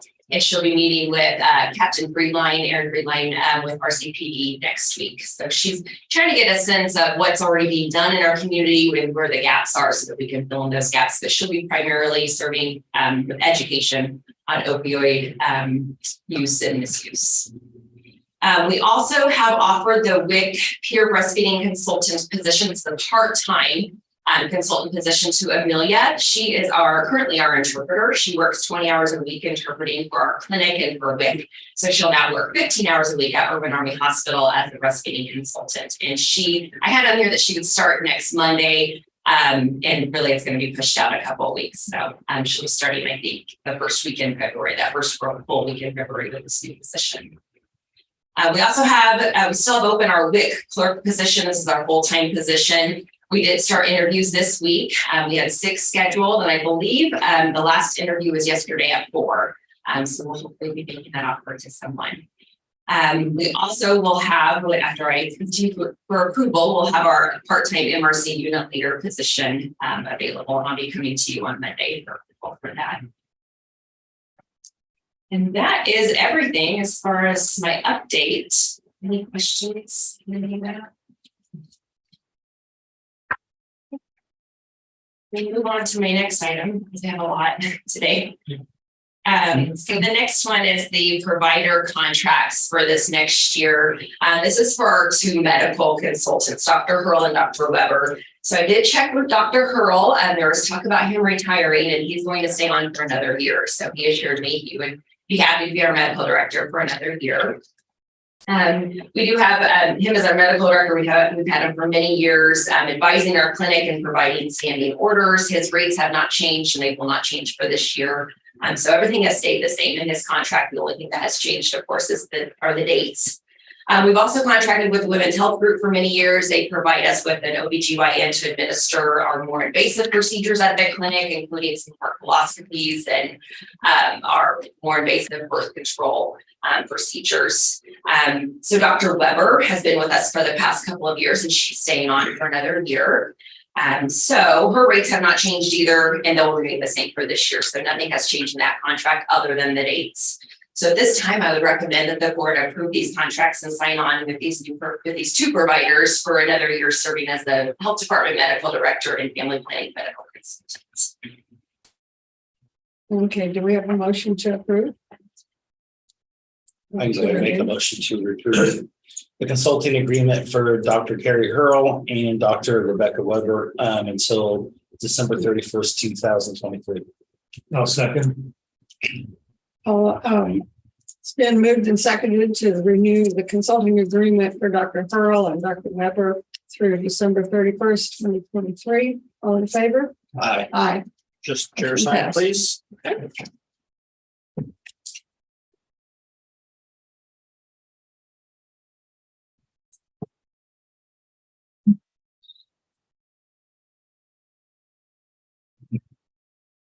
Probably time left today. Yeah.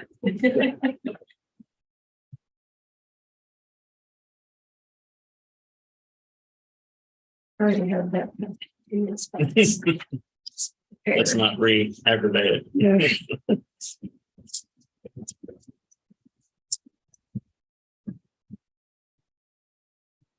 That was the easiest thing. Yeah. Don't go there. Don't go there. We tried.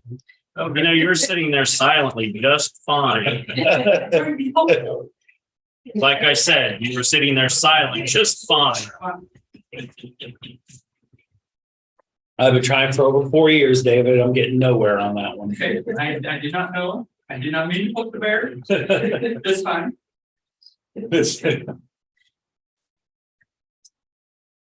Legal would have some problems with that. I'm sure they would. See what I mean? I'll take it. Like Mac. What's that? You sign your initial to say that you were here, but you didn't sign the other ones. See.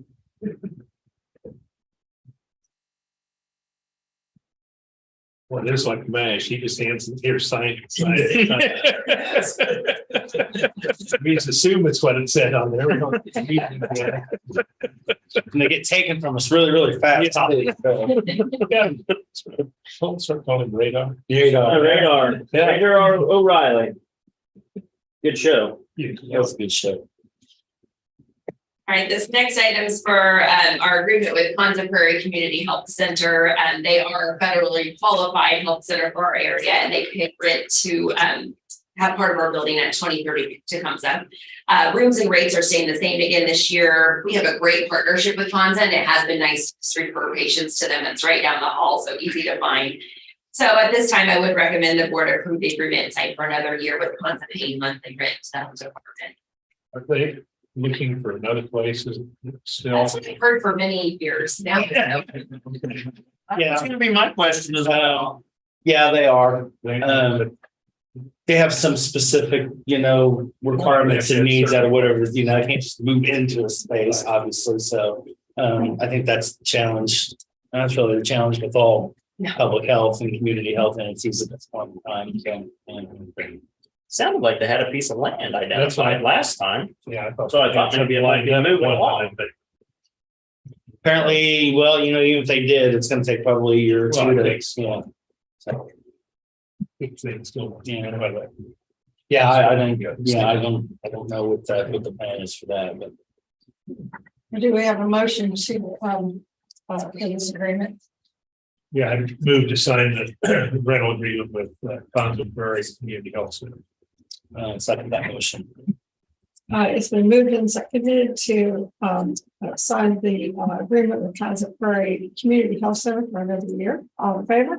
Aye. Aye. chair sign, please.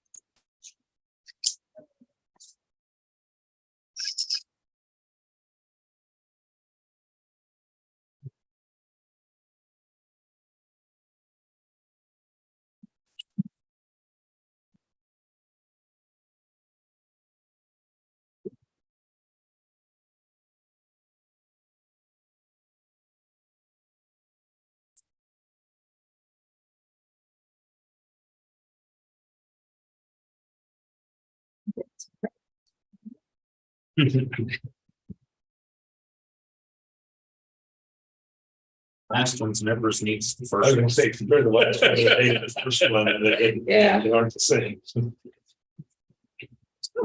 Thank you. All right, so my last item is out-of-state travel request for Shanika Rose. She's our health educator and accreditation specialist, and Tasha Drake, she's our administrative assistant, to travel to Colorado Springs to attend the Health Promotion Conference at the end of March. March 28th would be a travel day as they drive to Colorado Springs. It's more efficient, cost efficient to drive rather than try to look for flights for that one. Conference takes place March 29th through the 31st. I have included the agenda so you can see kind of the gist of the conference and all the breakout sessions. Many of these are geared toward well-being and the workplace and beyond. This is why I really want Shanika to attend, since she is our health educator.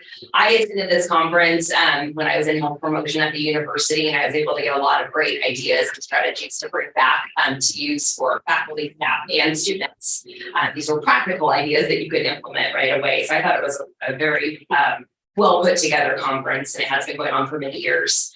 I'd like Tasha to attend, as she sits on our wellness committee for the health department and also serves on the employee day committee for the county. I think she could bring back some valuable information and research-based strategies to improve well-being and improve retention among employees. There's many different sessions they can divide and conquer, and I've let them know that, not to go to the same session. I'd like for them to go to different sessions and bring back a full report to me so that we can implement some of these strategies. Also, since there is a COVID component to this, we are able to utilize supplemental ELC funds, which we have to spend by the end of July of this year. So that will be enough to cover the entire cost for registration and travel. And that's that 3630 is the total amount? Yes. Okay. Yeah.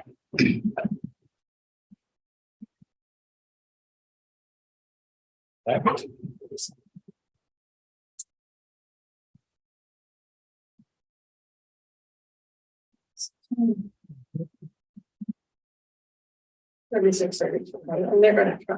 Drive. Okay, so is there a motion to approve?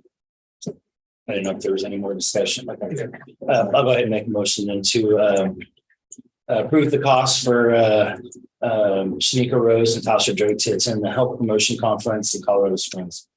No, second. It's been moved and seconded to approve the cost for both Shanika Rose and Tasha Drake to attend the Health Promotion Conference from March 29th to the 31st. All in favor? Aye. Aye. Chair. I didn't- Sorry.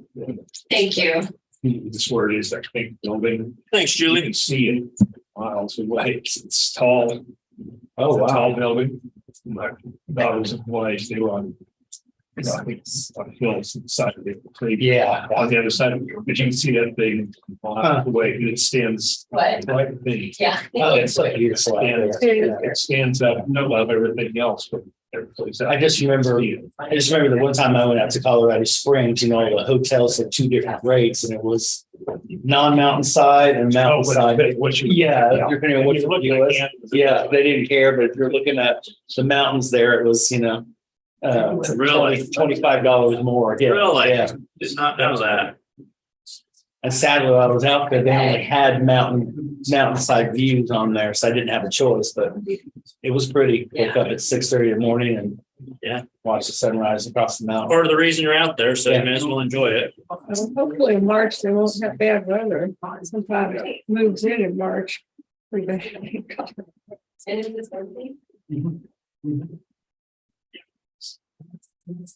Yeah. Summertime, sure. I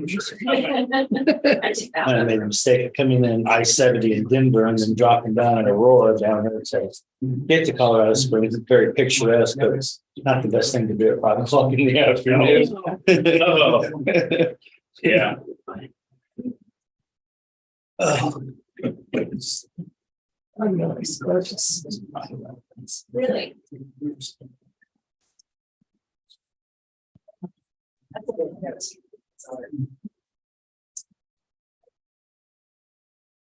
Yeah. No.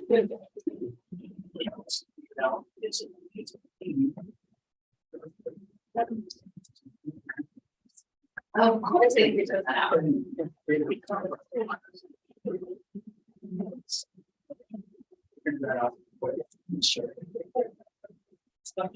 Next commissioner, you have David Adams up to 11.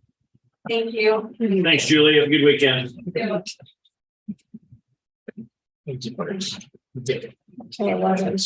Yeah, what about? Adjourning. Yeah, and go ahead and make a motion that we adjourn as the Board of County Health and then reconvene as the Board of County Commission. I'll second. It's been moved and seconded to adjourn the Board of Health and reconvene as the Board of County Commissioners. Aye. Motion passed. Take that back. No more coffee for you.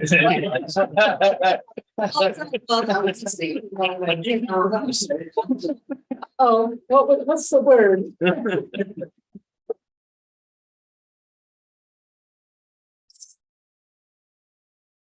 Sugar. Decaf. I have decaf cake up in my office, Decaf what? the little pods. Oh, Sure. That's usually what I drink in decaf. Yeah, I've had some regular coffee this morning. I can have regular in the morning, but after about 8:30, I have to switch to decaf. I'm allowed to have, AM. yes. Yeah, my wife can't have any caffeine after 12. Because then she can't sleep at night. Oh, so I can have a cup of coffee at 9 o'clock and then go to bed. Me too. She hates me.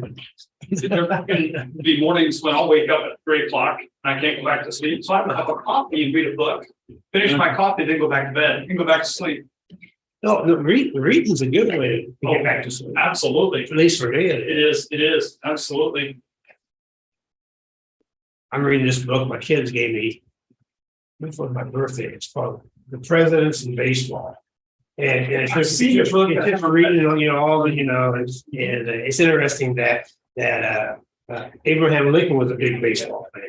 But Teddy Roosevelt wasn't. Right. Because the game wasn't violent enough. He preferred football. Yeah. He called baseball a world's game.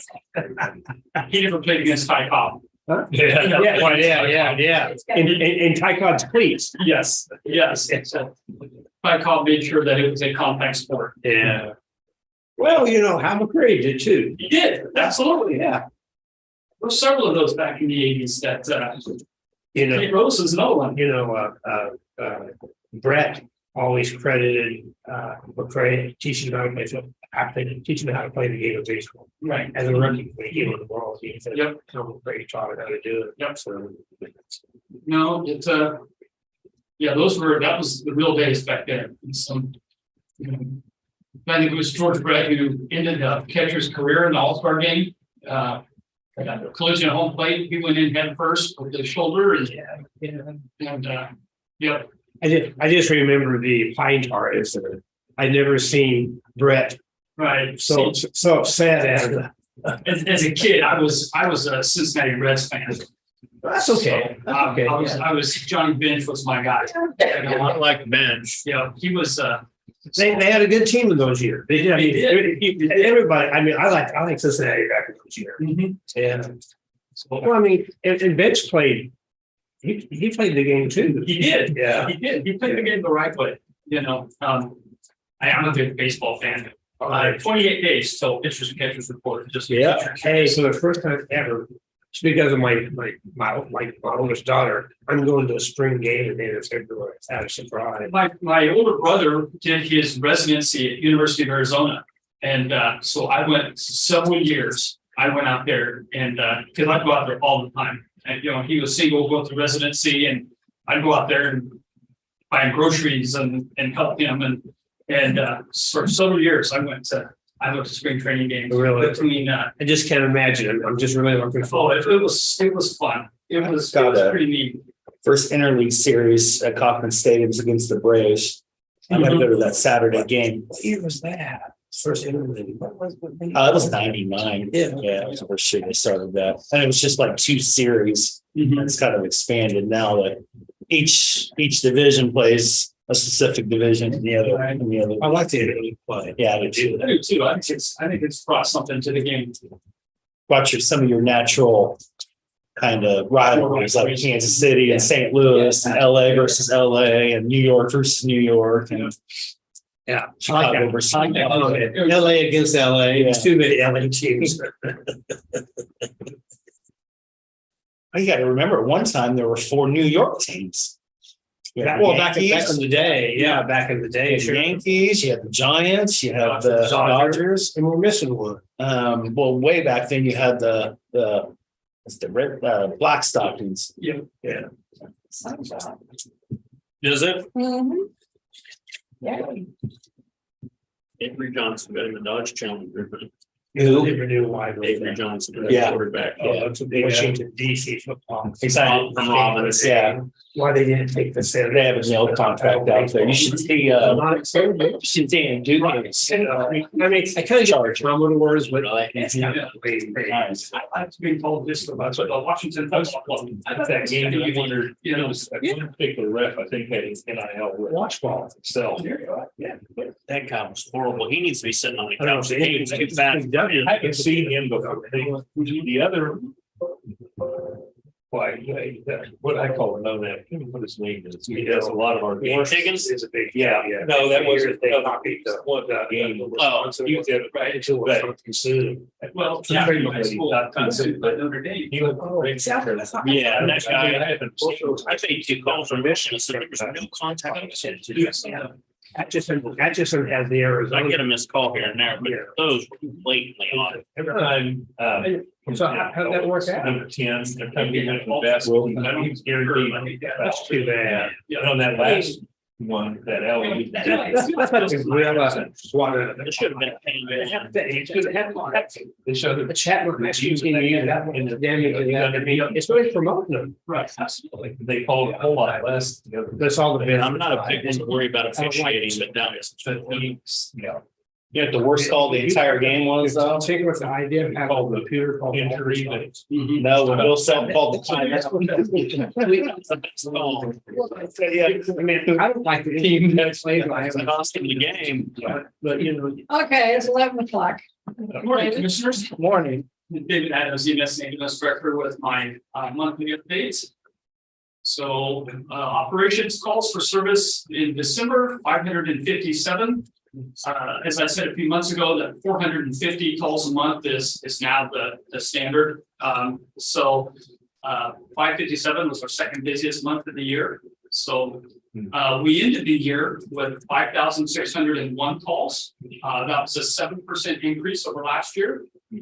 So we just continue to go up in those calls.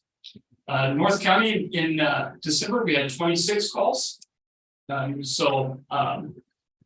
which is a little higher than normal, but, and then we had a little bit of an anomaly, and I'll show you what I'm talking about here in a little bit. You probably didn't catch it. And then calls for service by breakdown by the stations. The order stayed the same with station 1, our headquarters, at 193 calls.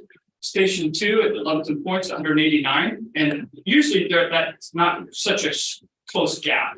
But station 2 had quite a few more, and they cover the most for the south part of the county, and they cover part of campus and such. But yeah, that was a high number for them.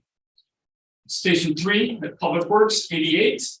The airport station, they had 69. And then our ALS first response in Leonardville had 7 calls.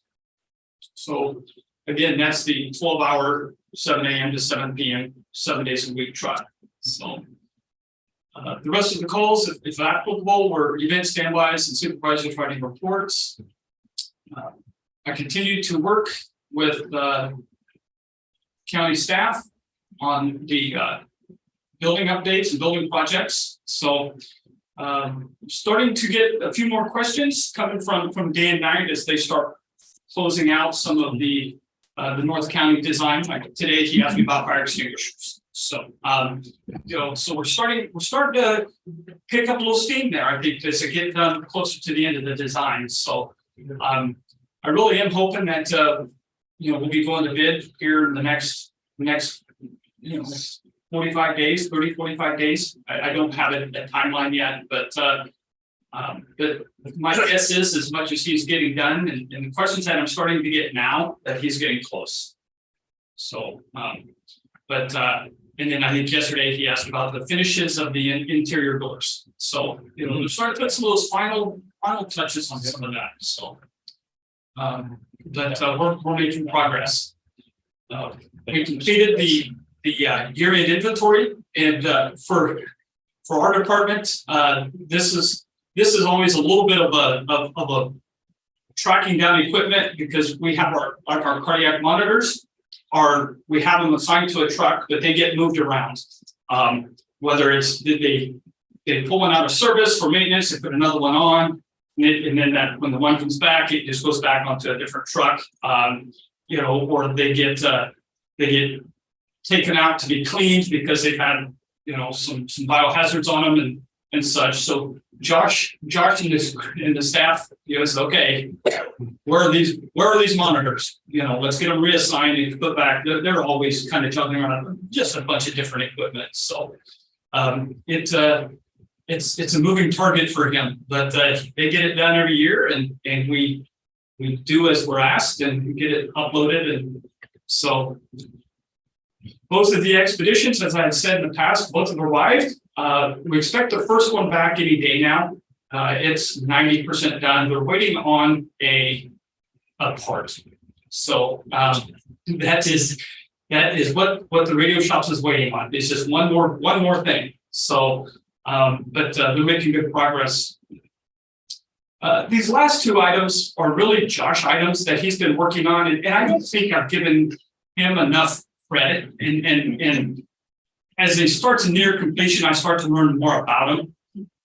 So the Medicare revalidation is every 5 years, and so it becomes a bigger project because you revalidate with Medicare for the federal government. Then next comes Medicaid, then comes all the private insurances. But the Medicare has been, Josh is very detail oriented and has their portal. He filled everything out on their portal, submit it.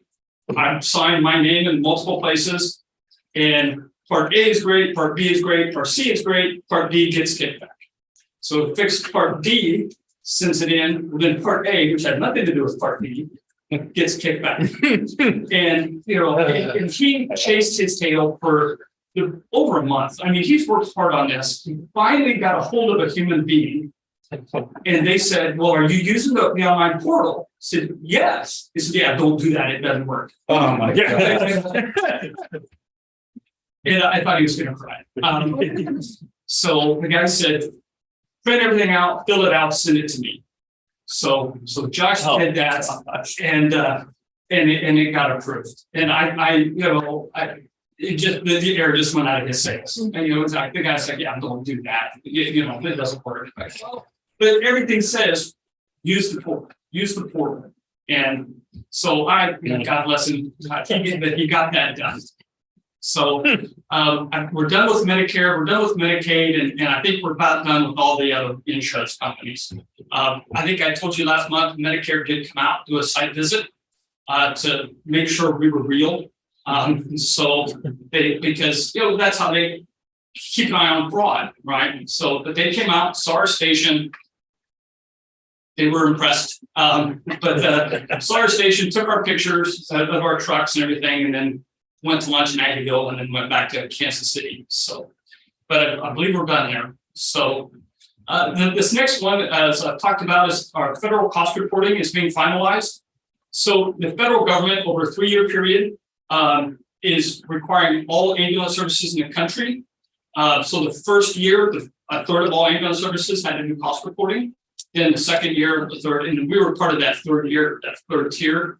And he's been collecting data over the last year. And it's our costs for personnel, non-personnel expenses, maintenance, fuel, dispatch, what is the cost of dispatch being a part of us? IT, all of those different entities. So Josh has got his spreadsheets, he got it done. So then he went out, they have published, okay, now here's your workbook. The workbook is 500 pages. So he looked at that and went, I'm gonna go on vacation first. So, but it's 500 pages. So he's working through that starting next week. He'll have it done, no doubt about it. But I don't think we didn't realize, kind of what was coming because they don't tell you until the end. They do have a in-person meetings, and he's asked me about attending. I said, let me know. The closest one is in St. Louis. So he's going to find out if it's really something that's worthwhile, and if so, I may come to you and ask for an out-of-state travel request for him to go to St. Louis for a couple of days. So, but when he got that booklet and went, I'm gonna have to go get copies of this and get it bound and put it into a folder. It's the only way I can keep track of it. There's 500 pages. So, education, I'm continuing the 100% review of all calls. We've had a busy month, so that takes a pretty fair amount of Alex's time reviewing those calls. The supervisors review all calls. Alex reviews everything that any medication outside of like oxygen and an anti-nausea medication. He reviews all of those, meet certain criteria. They go to our medical director. Medical director reviews, and then there's some of those that they'll talk about, and then we talk about with staff. Lessons learned, or this is what went well. What did our crews see on this call? That type of thing. So. The 2023 training calendar is rolling out this week for our staff. This is a credentialing year for us. We credential every other year.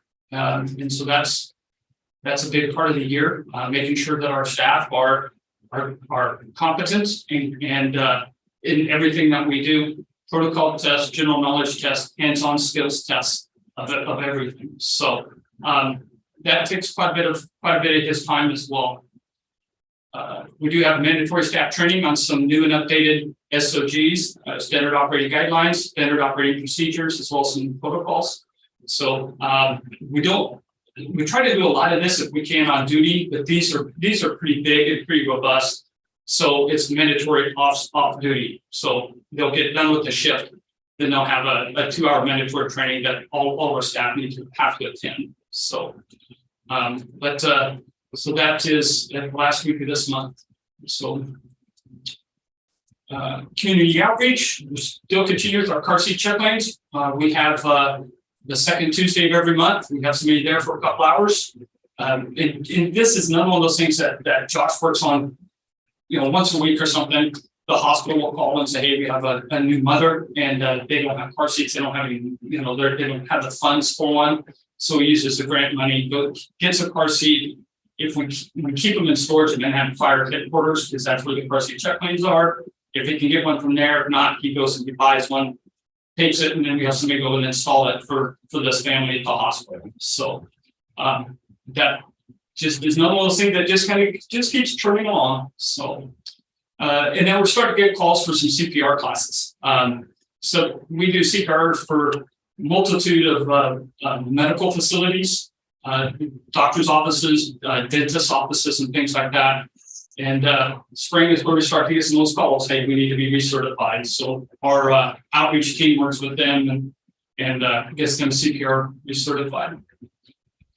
So I'll jump down to our call volume and I'll jump back up there. So there's our call volume by the week. You know, we were busier on Saturday and Sunday than we typically are in the month of December. So I went back and I looked at our higher frequency calls in December, and there was two that really stood out. One is a kind of a catch-all general malaise. It's just when kids are not feeling well, they don't know why. You know, they're not having chest pain or short of breath, but they just don't feel well. And the other is a ILI, so influenza-like illness. And we're in flu season. And you know, most doctors' offices aren't open on the weekend. So those were really the two biggest things that stood out for Saturdays and Sundays. So, you know, and I couldn't pinpoint Friday with 110 calls.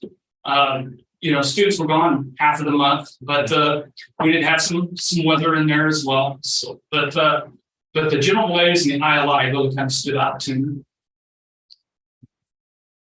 Breakdown by the time of day. You know, the one that you know, again, just the evenings keep us, you know, kind of tails off as the night goes on. But there are no nights, or very, very few nights, where somebody's not up doing something. So, and then breakdown by the call volume and by the unit. And the one thing that stood out to me was Medic 51, which is our 12-hour truck in Leonardville. And typically they don't have they're not on this sheet because they first respond when an ambulance comes. They turn the patient over to them. So that person writes what we call an addendum and attaches it to the run report. Okay, they don't write their own separate run report because then that would skew our data. That would give two run reports for one call. But what happened here was they ran a very minor injury accident. And so they canceled the corresponding ambulance that was coming, and they handled all of the paperwork themselves. They were all patient refusals. They handled it all themselves. So that's why they have 3 run reports. So, but that's why you typically don't see those, because it'll skew that data and it's not accurate. So, and then Medic 35, which was either Josh or Alex, they must have responded on a call and done a report for that crew as well. Whether they transported with them or what, I'm not 100% sure. So any questions about my monthly update there? Okay, so I'll go back up. Last month, or at my building update, Commissioner McKinley asked us a couple questions for follow-up with Dan Knight. And thank you, Rich, because I asked Dan the questions and I didn't ask them correctly. So Rich said, this is really what Commissioner McKinley was asking. So I appreciated that. So, because, but the first question was, rather than 2x6 exterior walls with backs, do 2x4s with foam to reduce draft seals. Did it seal better if cost is similar or not cheaper? And Dan's response was, the 2x6 with backs will most likely be less expensive than the 2x4 with foam spray. The labor is the same either way for framing, a little more cost and material for 2x6s, but the spray foam is significantly more than bats or bat insulation. And he assured us they'll have good weather barrier to cut down on infiltration from the wind. So I don't agree with you. Sure. And the board, I mean, it's your decision on which you prefer. And you have to remember, any building we're doing not to last 5 to 10 years. So, if the board has a preference, the architect says this is our recommendation, but if you prefer something else, it's kind of like when we did our remodel of the offices that we have over there. You see the expensive crown oak molding and stuff. The commissioners made that a priority to them. They said our government offices should look nice. We're willing to spend that extra amount. So if you guys are willing to spend that, then staff and the architect just need direction. That way we go to bid for it appropriately. Well, that last sentence, you will have good weather barrier, is that relating to the bats with spray foam or? Yeah, saying that put that wrap on The weather wrap that you see So around it'll be houses. the same as far as. Barrier. Well, with the spray foam, they would put the weather wrap on there too. You still put the weather wrap on. Mhm. The foam is just, the 4-inch foam is gonna have a higher insulation value than 6-inch back. And the foam seals the cracks. I mean, each crack where bats doesn't, you put the bats in there and it's pretty good, but so it's whatever. I don't know what you thought, he said he thinks, he didn't check. He said it was significantly more expensive, the type of insulation. How much we're gonna spend Right, on utilities. right. Right. Well, that's what I was. Yeah, that's a valid question. So, So staff and architects will do whatever the board prefers. That's a metal building. No, No, it's wood for. Yeah. Wood frame is gonna have metal siding, metal side. metal roof.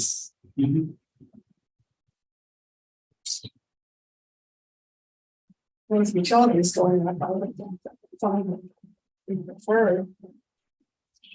You see the price of spray foam lately, that's when he says. It is a significant cost. Even just buying them by the can, they're up probably 15. Well, but I'm just talking about spray foam in general. I know. It's up about Would you like me- 50%, so. would it make sense for me to ask him for some Yeah. comparative costs? Yeah. Yeah, Just see what the cost would be. I knew it'd be more, but maybe the spray foam, I don't know, with prices and everything's got some great, spray foam has. So I couldn't believe the cost of the house for 1,700 slab house that Yeah, goes 199 to 339,000. Yeah, right. Okay, so I'll get that, and I'll come back to you, as soon as I can with that. or just email it to us. Okay, I can do that. Think about it ahead of time before we get to the next conversation about it. Okay, I can do that. Just be sure not to respond, disagree. Right.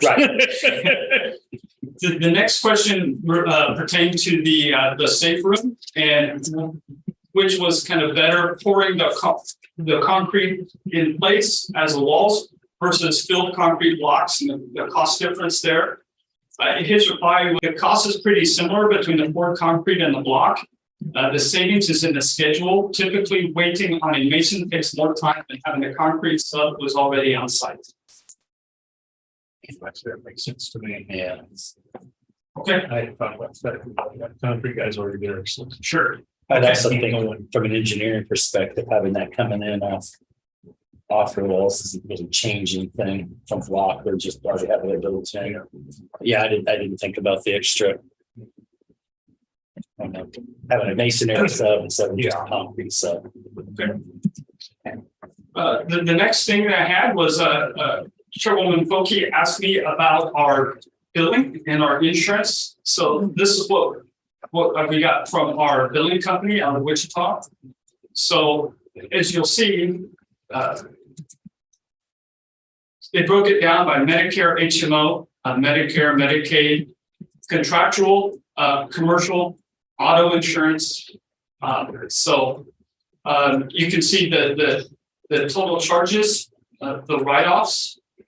So the write-offs are taken, as I think you're aware, insurance companies will decide what they're going to pay. And you can charge whatever you want. They're going to pay what they want to pay. So that is what the write-off is. The insurance company, and it depends on the individual call. Okay, so if it is a code green EMT technical call versus a very serious paramedic level or advanced paramedic level call. So they make that determination and you move forward. So the payments are there.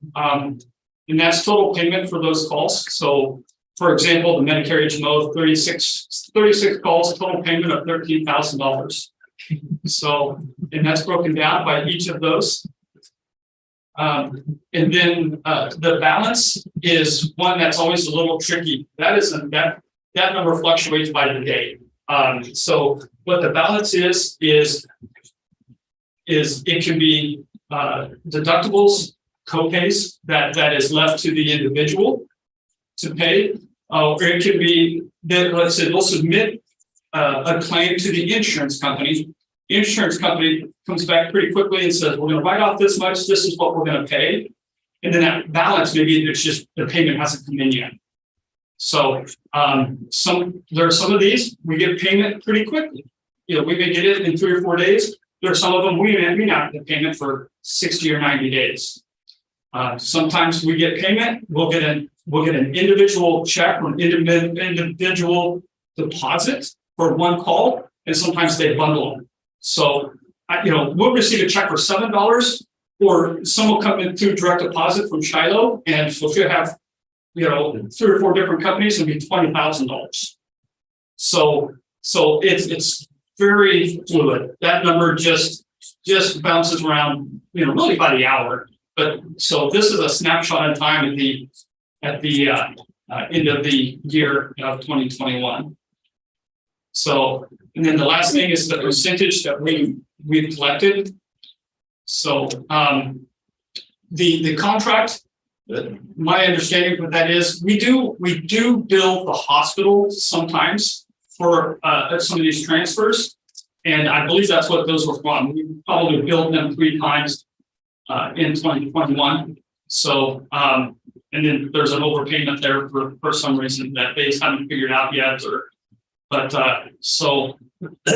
overall 99% of what we bill we collected for 2021.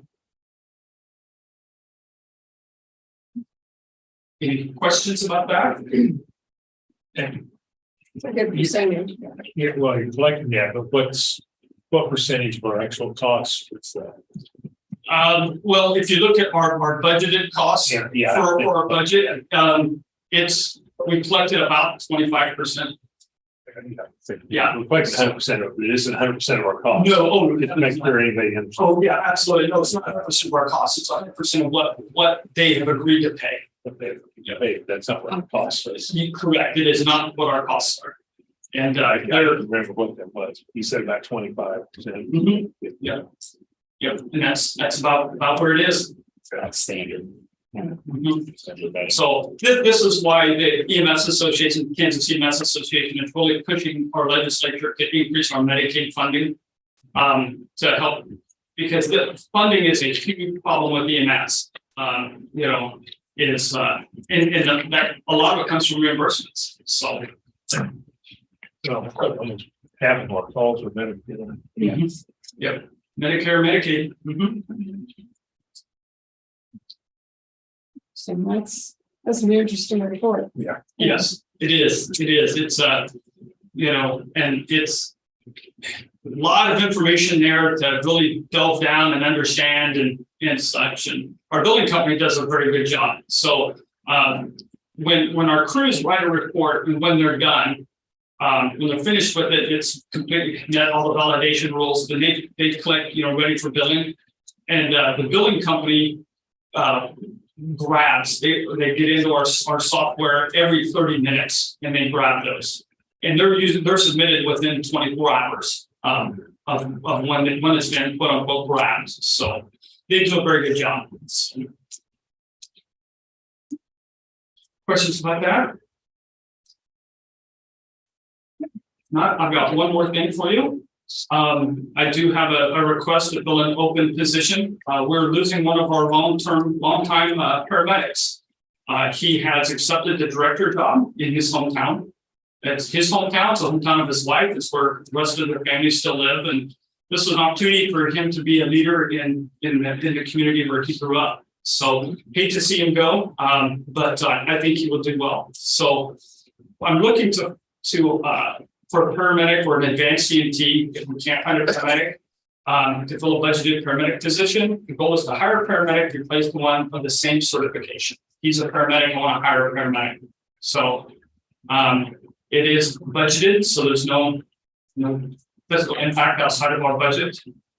And we recommend you approve the advertisement and hiring of a vacant paramedic position or the hiring of an advanced EMT if necessary.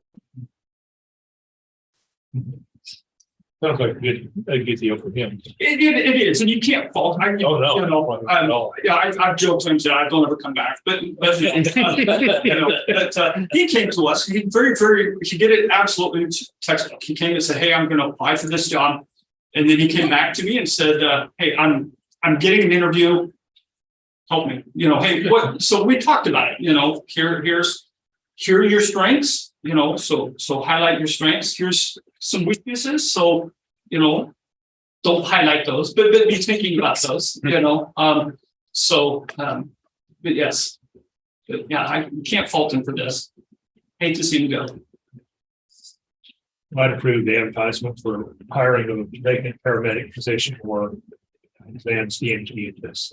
I got a couple of questions. I'm still trying to get used to these sheets. I'm sorry. I'm just looking. Okay. Hopefully I can answer your questions. I'm looking at the starting pay and looking at the hours for the total annual job cost. Does that include everything?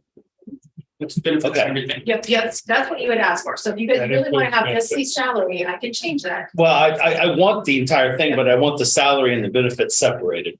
Okay, So we can look at both of those separately to know what's incorporated. Does that make Okay. sense? Sure. Do you probably want a total too then? Because I can tell you that's nothing we have ever done before. The commissioners No. have always seen the total before. The old forms had just the total, which was gross with everything. Just So that. that's fine if you want them separated, but I'd suggest we have the total too, because well, we never instead had of it. commissioners We having didn't to have add the that. totals. Previously, we didn't have the totals. It was only salary. Yeah, it We was- did not include benefits previously. But the I whole know. amount does affect the Yeah. budget, so that Right. was, I mean. And that I don't was- mind. I would just like to have those two things separated. Okay. Yeah, I mean, I Okay. can do it. I mean, it's just a form. I don't know where I'll put it, but I mean, that's. I naturally assume when it said total annual job costs that included all of it, but I. Yeah, Because that's. even at 3,100 hours and something at $20 an hour doesn't come close to that. So Right, I've and seen if you that. had 39.5%. Yes. Yeah, which is all, that's a big chunk. Yeah. Yeah. Is there any other Same. discussion? No, I didn't have anything else. I just. I'll go ahead and second the motion too. Sorry. Okay, well, it's been moved and seconded, to approve the advertisement and hiring of this as a vacant paramedic position or the hiring of an advanced EMT if necessary. All in favor? All right. All three sign on. Nice. Thank you, commissioners. Thanks, David. Next, commissioners, is Catherine Hensler, 11:30. Good morning, Catherine. How are you? Good morning. Well, thanks. Sorry. Good, thank you. Long morning. That's what you expect. Yeah. 2 meetings in one, basically. Oh, yeah. Any extra day you get, you always pay for. Oh, That's yeah. for sure. It's still the third meeting of the month, not including special meetings, so. And you have to remember on the special meeting, we didn't take care of any extra business, so it added even more business to this one, so. Yeah.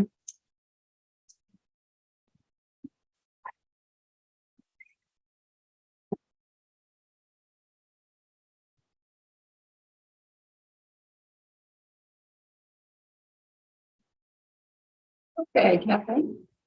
Good morning, commissioners. Catherine Hensler, Museum Director.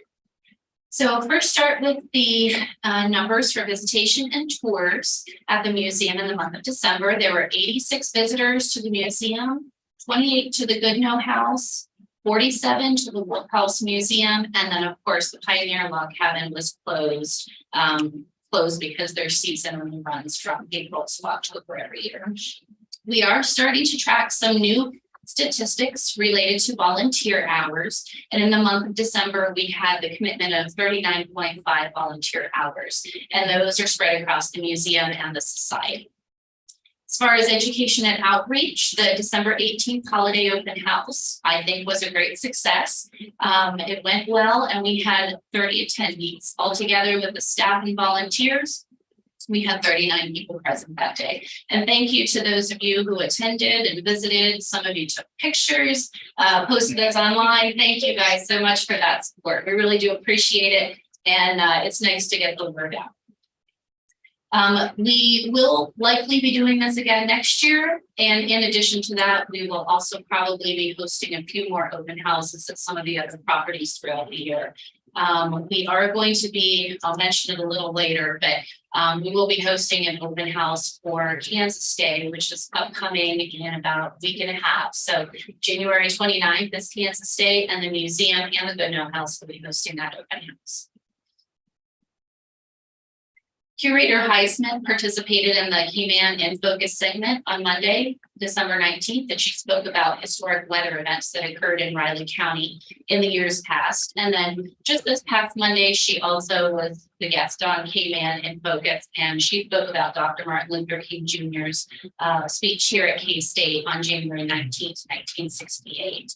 I'll also mention, it's in my report a little later on, but she also is installing some temporary exhibits in the county office building as well as the county courthouse that associate with African American Heritage Month. And so Dr. King's speech is illustrated in the one in the county office, and then she'll be doing one on the exodusters in the courthouse.